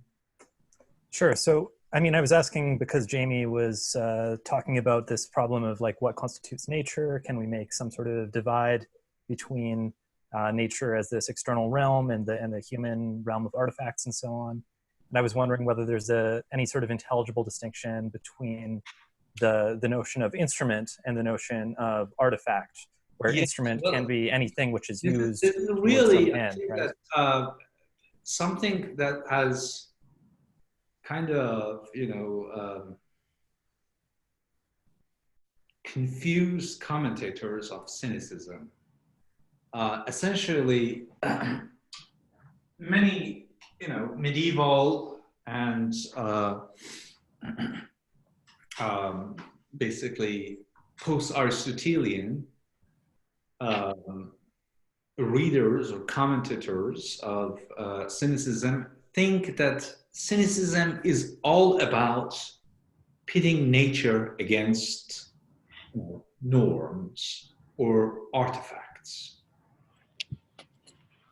Precisely because Aristotle is, you know, is of course one of the greatest philosophers, but he's worst reader of previous philosophers, including his own teacher, Plato.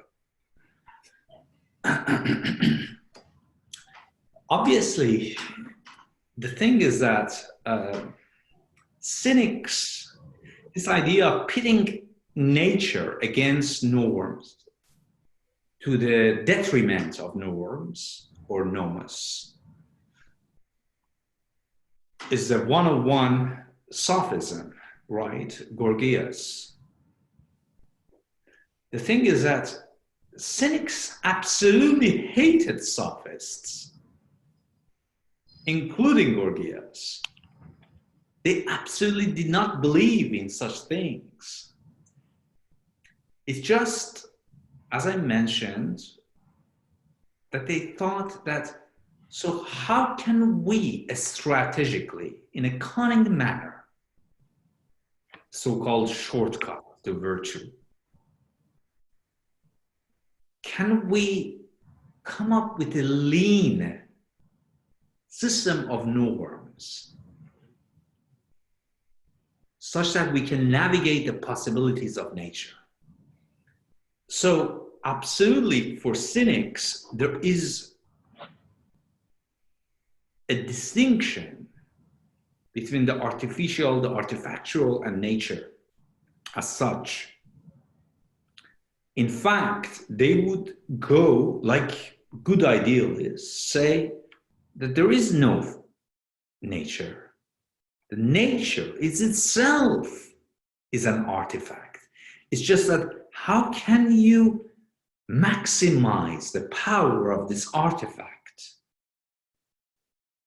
By virtue of what kind of disciplines, what kinds of exercises? But is that then an instrumentalism of the creation of the self, if nature is a kind of artifact? I mean, I can imagine this idea of, you know, this kind of apostasy with respect to nomos as taking certain artifacts and seeking to decontextualize them so that they can be subject to a greater instrumentality. So perhaps there's something that is regarded as an artifact that's relatively uninterrogated that could be put to better use, or that could be used in order to gain some better understanding of kind of fundamental contingent forces. And so you decouple this from its artifactual status. Didn't believe in contingency, just like Stoics. As I said, even bad fortune is fickle. So why do you need to believe in it? Why do you need to put your life as if it was at risk? So what they did to put the whole idea of risk, ingrain it within reason. This is what they did. That risk is actually the engine of reason, rather than something opposed to it. Doesn't matter what happens tomorrow, because even the worst thing that might happen tomorrow might not even happen. So you see, it's kind of like a twisty story. So they also believe in the contingency of nature, but they think that the contingency of nature can be appropriated by the force of reason, by the force of craftsmanship. This is what they believe, just like Stoics.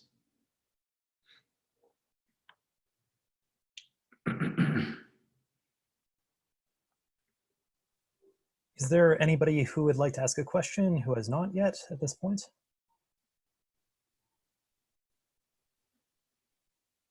Maybe we should toss a coin and name some unfortunate person. Let me toss a coin. How about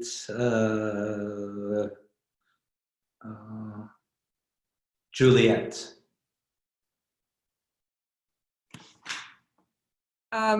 Yeah, sure. I actually didn't quite follow what you just said about the cynics not believing in contingency, and I wonder if you could go over that again. Yes, you see, because at the start of the seminar we briefly touched on contingency, and it was, yeah, ambiguous to me. You see, there are, at the very least, two approaches to contingency. The ontological way, nature is just contingent, right? Things happen at whim. Then there is another form of dealing with contingency, that if things happen at whim, even if things happen at whim, it does not deprive us from speaking about some laws of universe. It does not deprive us from being people, think agents, practical agents. I would say that cynicism is absolutely on the second territory. That, okay, even if nature was so contingent, we are so powerful as animal, man, and God to become so lean in our way of life, such that we can adapt to any sort of possible contingency or whim of nature, such that we can become something else. This is the whole doctrine of cynicism. What does it mean? What does it mean, and what does it take to adopt the contingency of nature? So there are, in a sense, realists at heart, even though they don't believe in a canonical sense of reality. As I mentioned earlier on,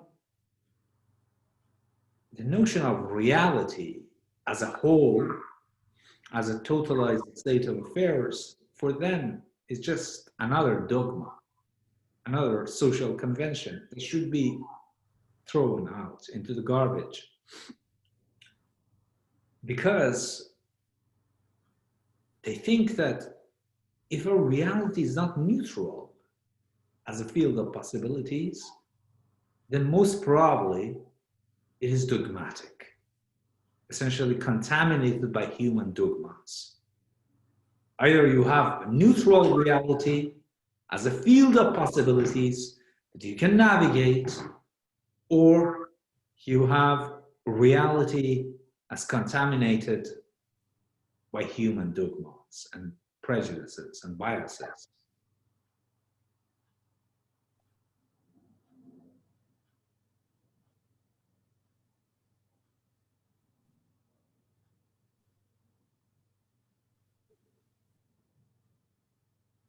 Any other person?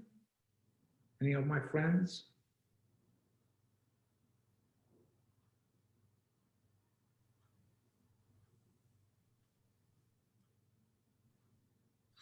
Okay, so if there's no more question, sounds like there's somebody speaking. Who is it who is speaking?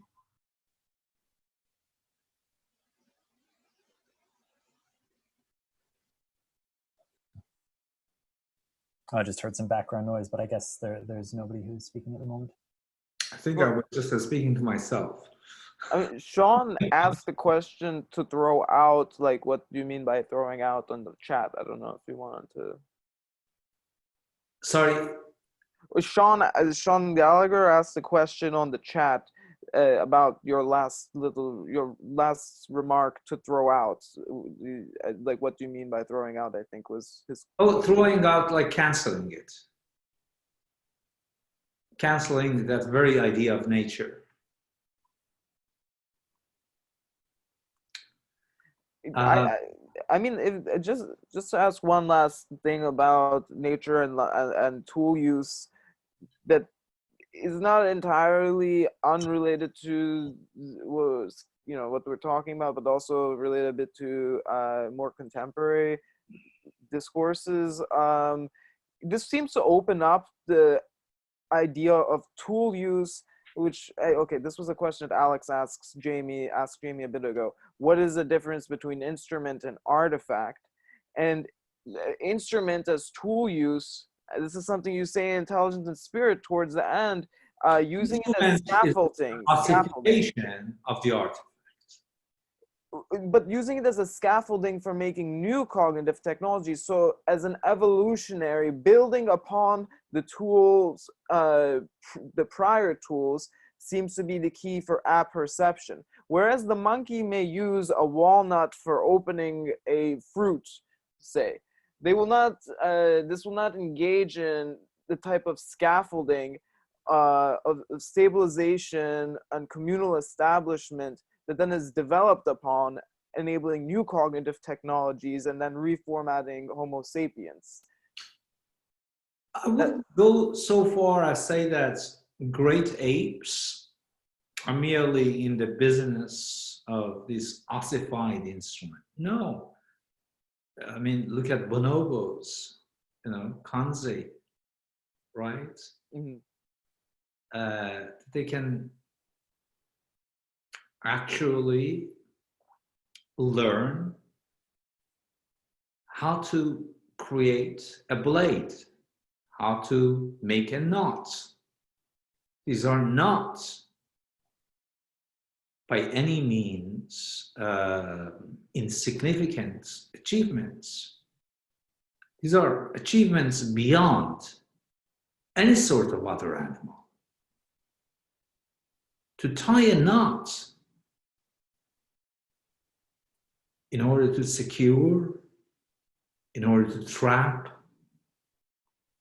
is one of the greatest tools, you know, that has ever been invented. I would say that tools and instruments are also different. So we have artifacts which are renegotiable and revisable because they're partly conceptual, you know. Then we have tools. They are also semi-conceptual in the sense that, you know, when, for example, you know, those of you who have done some homework,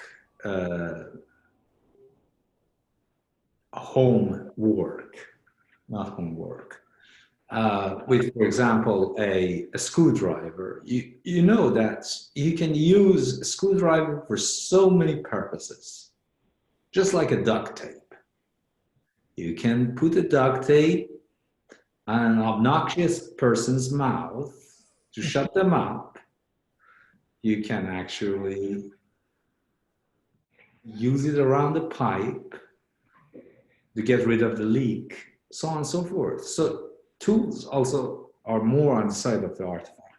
And then instruments are more like these systems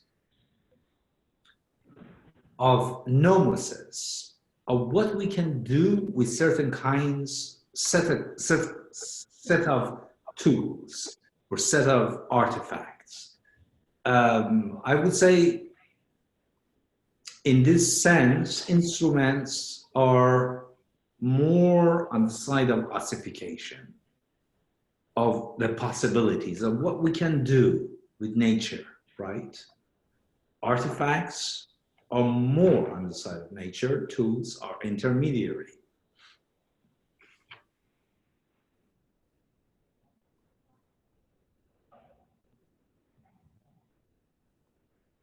So we're nearing the end right now. We have about 15 minutes left until the formal end of the session. So if anybody else has final thoughts, now is the time.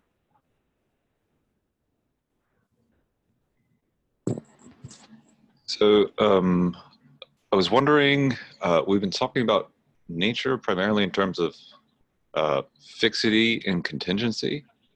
And it seems like at different points, neither of those seems to be characteristic. Like if nature's fixity would be just a function of the illusion of the fixity of the self. And then contingency is, I'm not really sure why, because I mean, at times it seems like it's just a reversal of the priority. Like contingency becomes prior to any kind of fixity. There's like, seems like pragmatically speaking,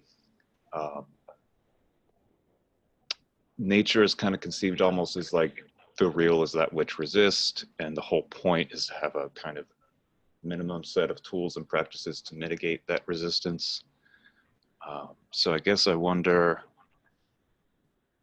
like, is any sense of contingency preserved? Is it reliant on some concept of whether nature has any kind of underlying physical regularity or not? I mean, this is probably anachronistic to ask these kinds of questions, since they don't really systematize their views even as much as, like it said in the reading, like as much as the Stoics would. But I don't know, does that seem relevant to ask? Sure. You see, at least in the canon of historical philosophy, nature has always been taken as unbound, not fixed. Even Parmenides, who believes in the fixity, doesn't believe that nature is fixed. So at the very least, from the ancient historical perspective, nature has always been understood as a field of possible premises and consequences, crisscrossing and overlapping. But the thing is that the problem arises at this point. What is this problem? It is a problem that, okay, if you say that nature is contingent, then how can we ever learn from it? You see, this is as much a theoretical challenge as it is practical. So the Platonistic branch of philosophy tries to theorize about how we can actually stabilize patterns in nature. Whereas the practical side of it, such as cynics, they think that no amount of theorization will lead to what you might call to be a coherent picture of nature. Precisely because if nature is this field of contingencies and possibilities, then the only way to make sense of nature is by basically assuming a self, and a self for them is a projection onto reality. A self which is not yet fully realized. The task of understanding nature is the very task of understanding the self, to construct it, to pit it against the constraints which are here and now in front of us.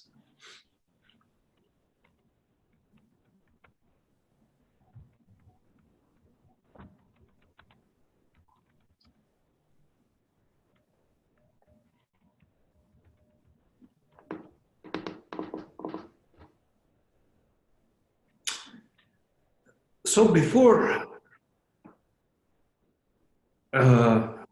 going to the next session, an idea that I shall talk about in details next session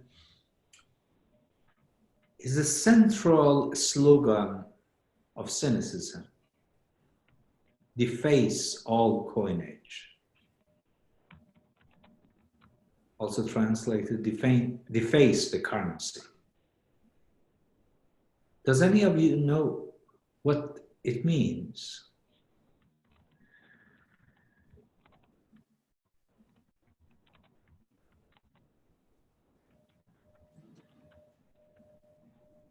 Anyone? It's a metaphor. In the text, at least, it's explained as a metaphor for Diogenes' life's mission, to alter received values and replace them with ethical standards that are not just different but opposed. In the literal sense, what does it mean to deface a coin? It means to reject, the norms, reject the economic system, and also to reject money in general, to like reject capitalism. So you see, basically a coin has a face on it. That's part of the minting process, right?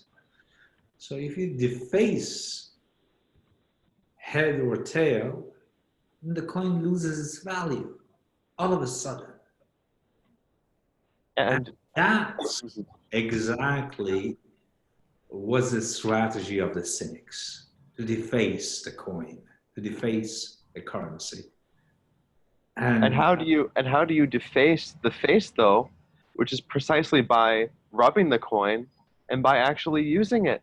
This is what Derrida says about they don't use the coin.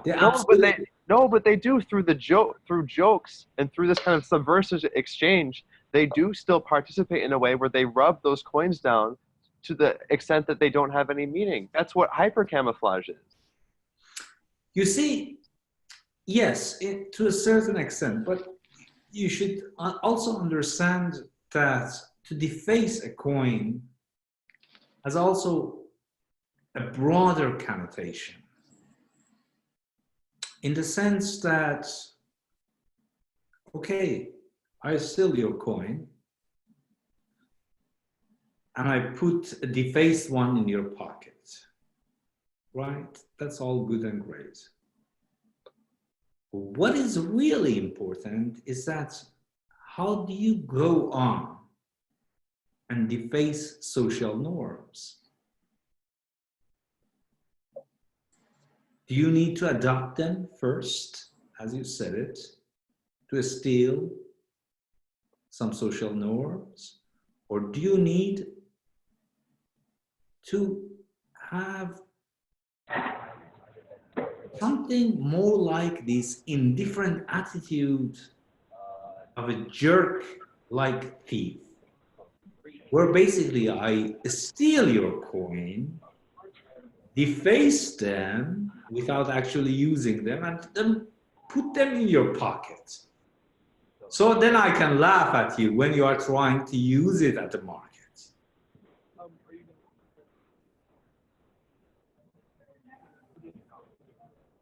I don't know if I'm going to say something really stupid from all of the other things that I've said, but what I'm thinking as well is this popular saying of what glitters is not usually gold, like trying to see things, like not for their value, like for the inherent value of, oh, this is, a coin that represents gold, Fool's gold. Or like, gold, yeah.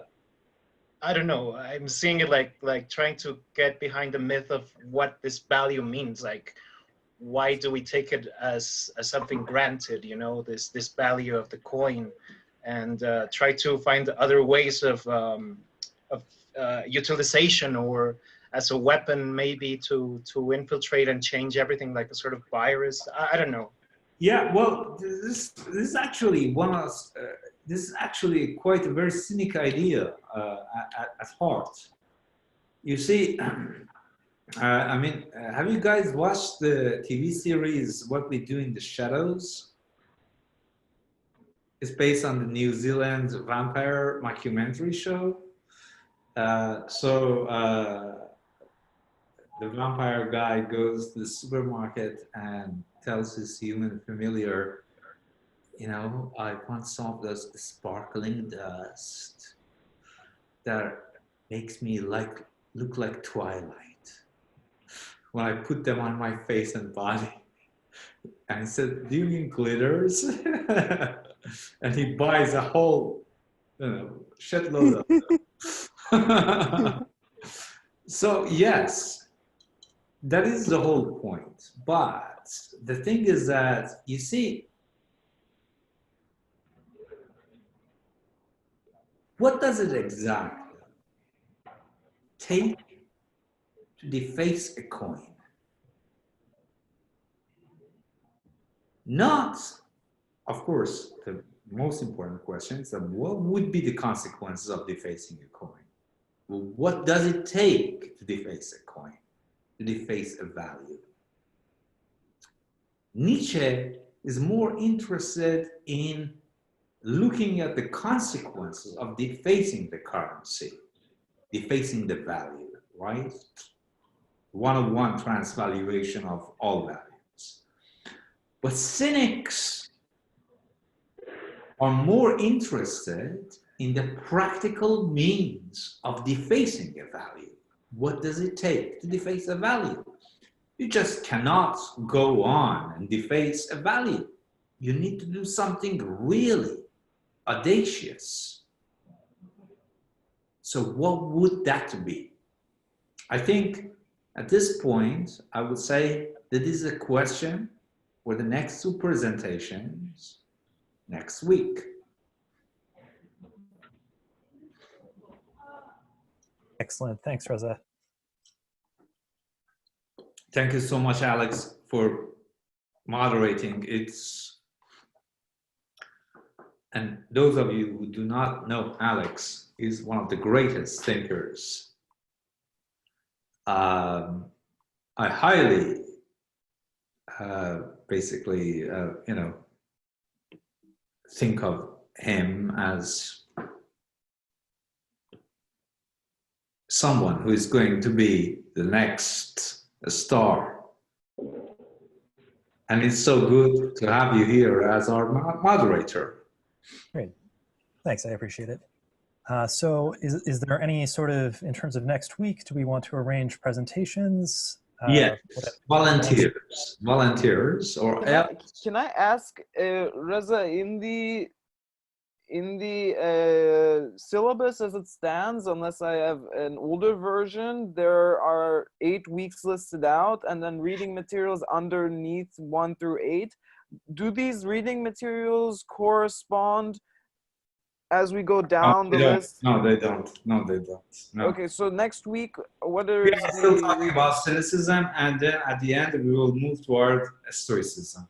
So is the Cynic Philosophers from Diogenes to Julian and the Art of Living by Sellars the two that we'll be reading for next class, or? Yes, there is this book that is also good. My apologies. 1 second.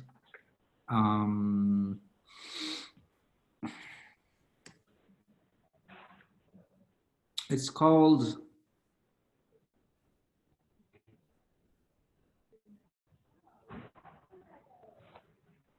real apologies. It's called 1 sec. It's called Cynics by William Desmond. So it is really, kind of elementary. I don't want you to read, really academic pieces. So Cynics is considered to be one of the best books in introducing, the heritage of cynicism, different philosophers in relation to one another.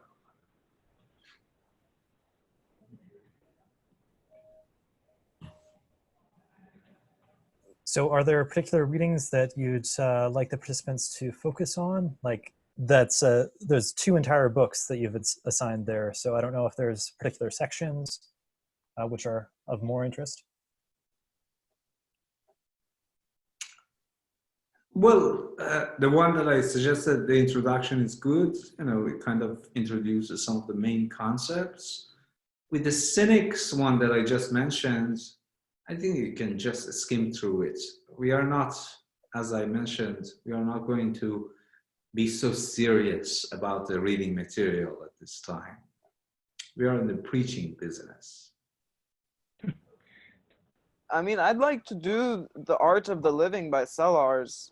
Yes, if that's an option. John is a great friend, and he absolutely knows in and out of Stoicism.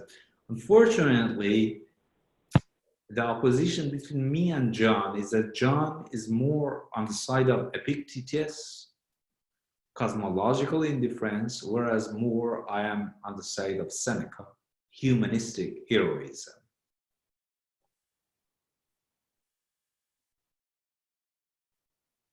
So we'll do Ekin for the Sellers then.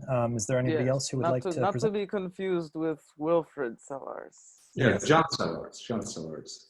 This is still alive, thankfully. And someone else. If no one is going to say something, I'm going to pick someone.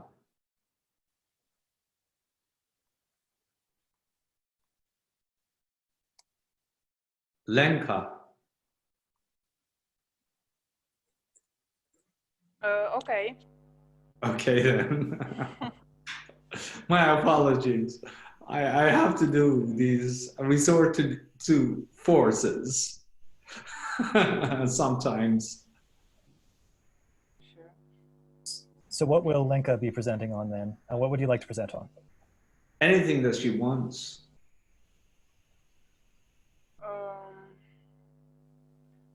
I think I will have a look first and then yeah, write it down in chat or something. Is it all right? Alex? Oh, well, that's fine with me. It's up to you.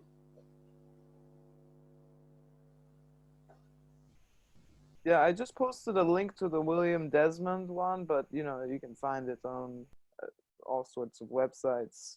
Maybe Reza will email it to everyone if they need it, but it's also online a few places too. Okay, excellent. We are all good. Thank you so much, everyone. And I hope, I just realized something. Unfortunately, I don't think that we can have a class next week. But let me look at my calendar, because I think that I will be traveling right at this very moment. Yeah, it's Thanksgiving on Thursday, right? Yes. Yeah. We have to do some in-laws. Right, yeah. Yeah. Now, probably other people will be traveling too, so it might be just... Yeah, maybe the whole class will be canceled. I'll be flying. Well, could we reschedule it? Yeah. Of course. Yes. No, but do you want to reschedule it for sometime next week? Like earlier, like a Monday? I could do that. I don't know. I mean, if everyone can do that. Okay, let me talk to Mo about this. Okay. Let me talk to Mo about this. Okay. So this will be determined before the next session. So there will be an email and a Facebook message that should go out about that then. Absolutely. Sweet. Thank you so much. Thank you, Alex. Thank you, Alex. Thank you, everyone. Yeah, thanks, Alex. You did great. Yeah, thanks, everybody. Bye, everyone. It's great. Yeah. Thank you, Reza. Love you. Great. Thanks very much. Bye. Yes, love you too. Thank you. Much love, everyone. Much Enjoy love, the stew.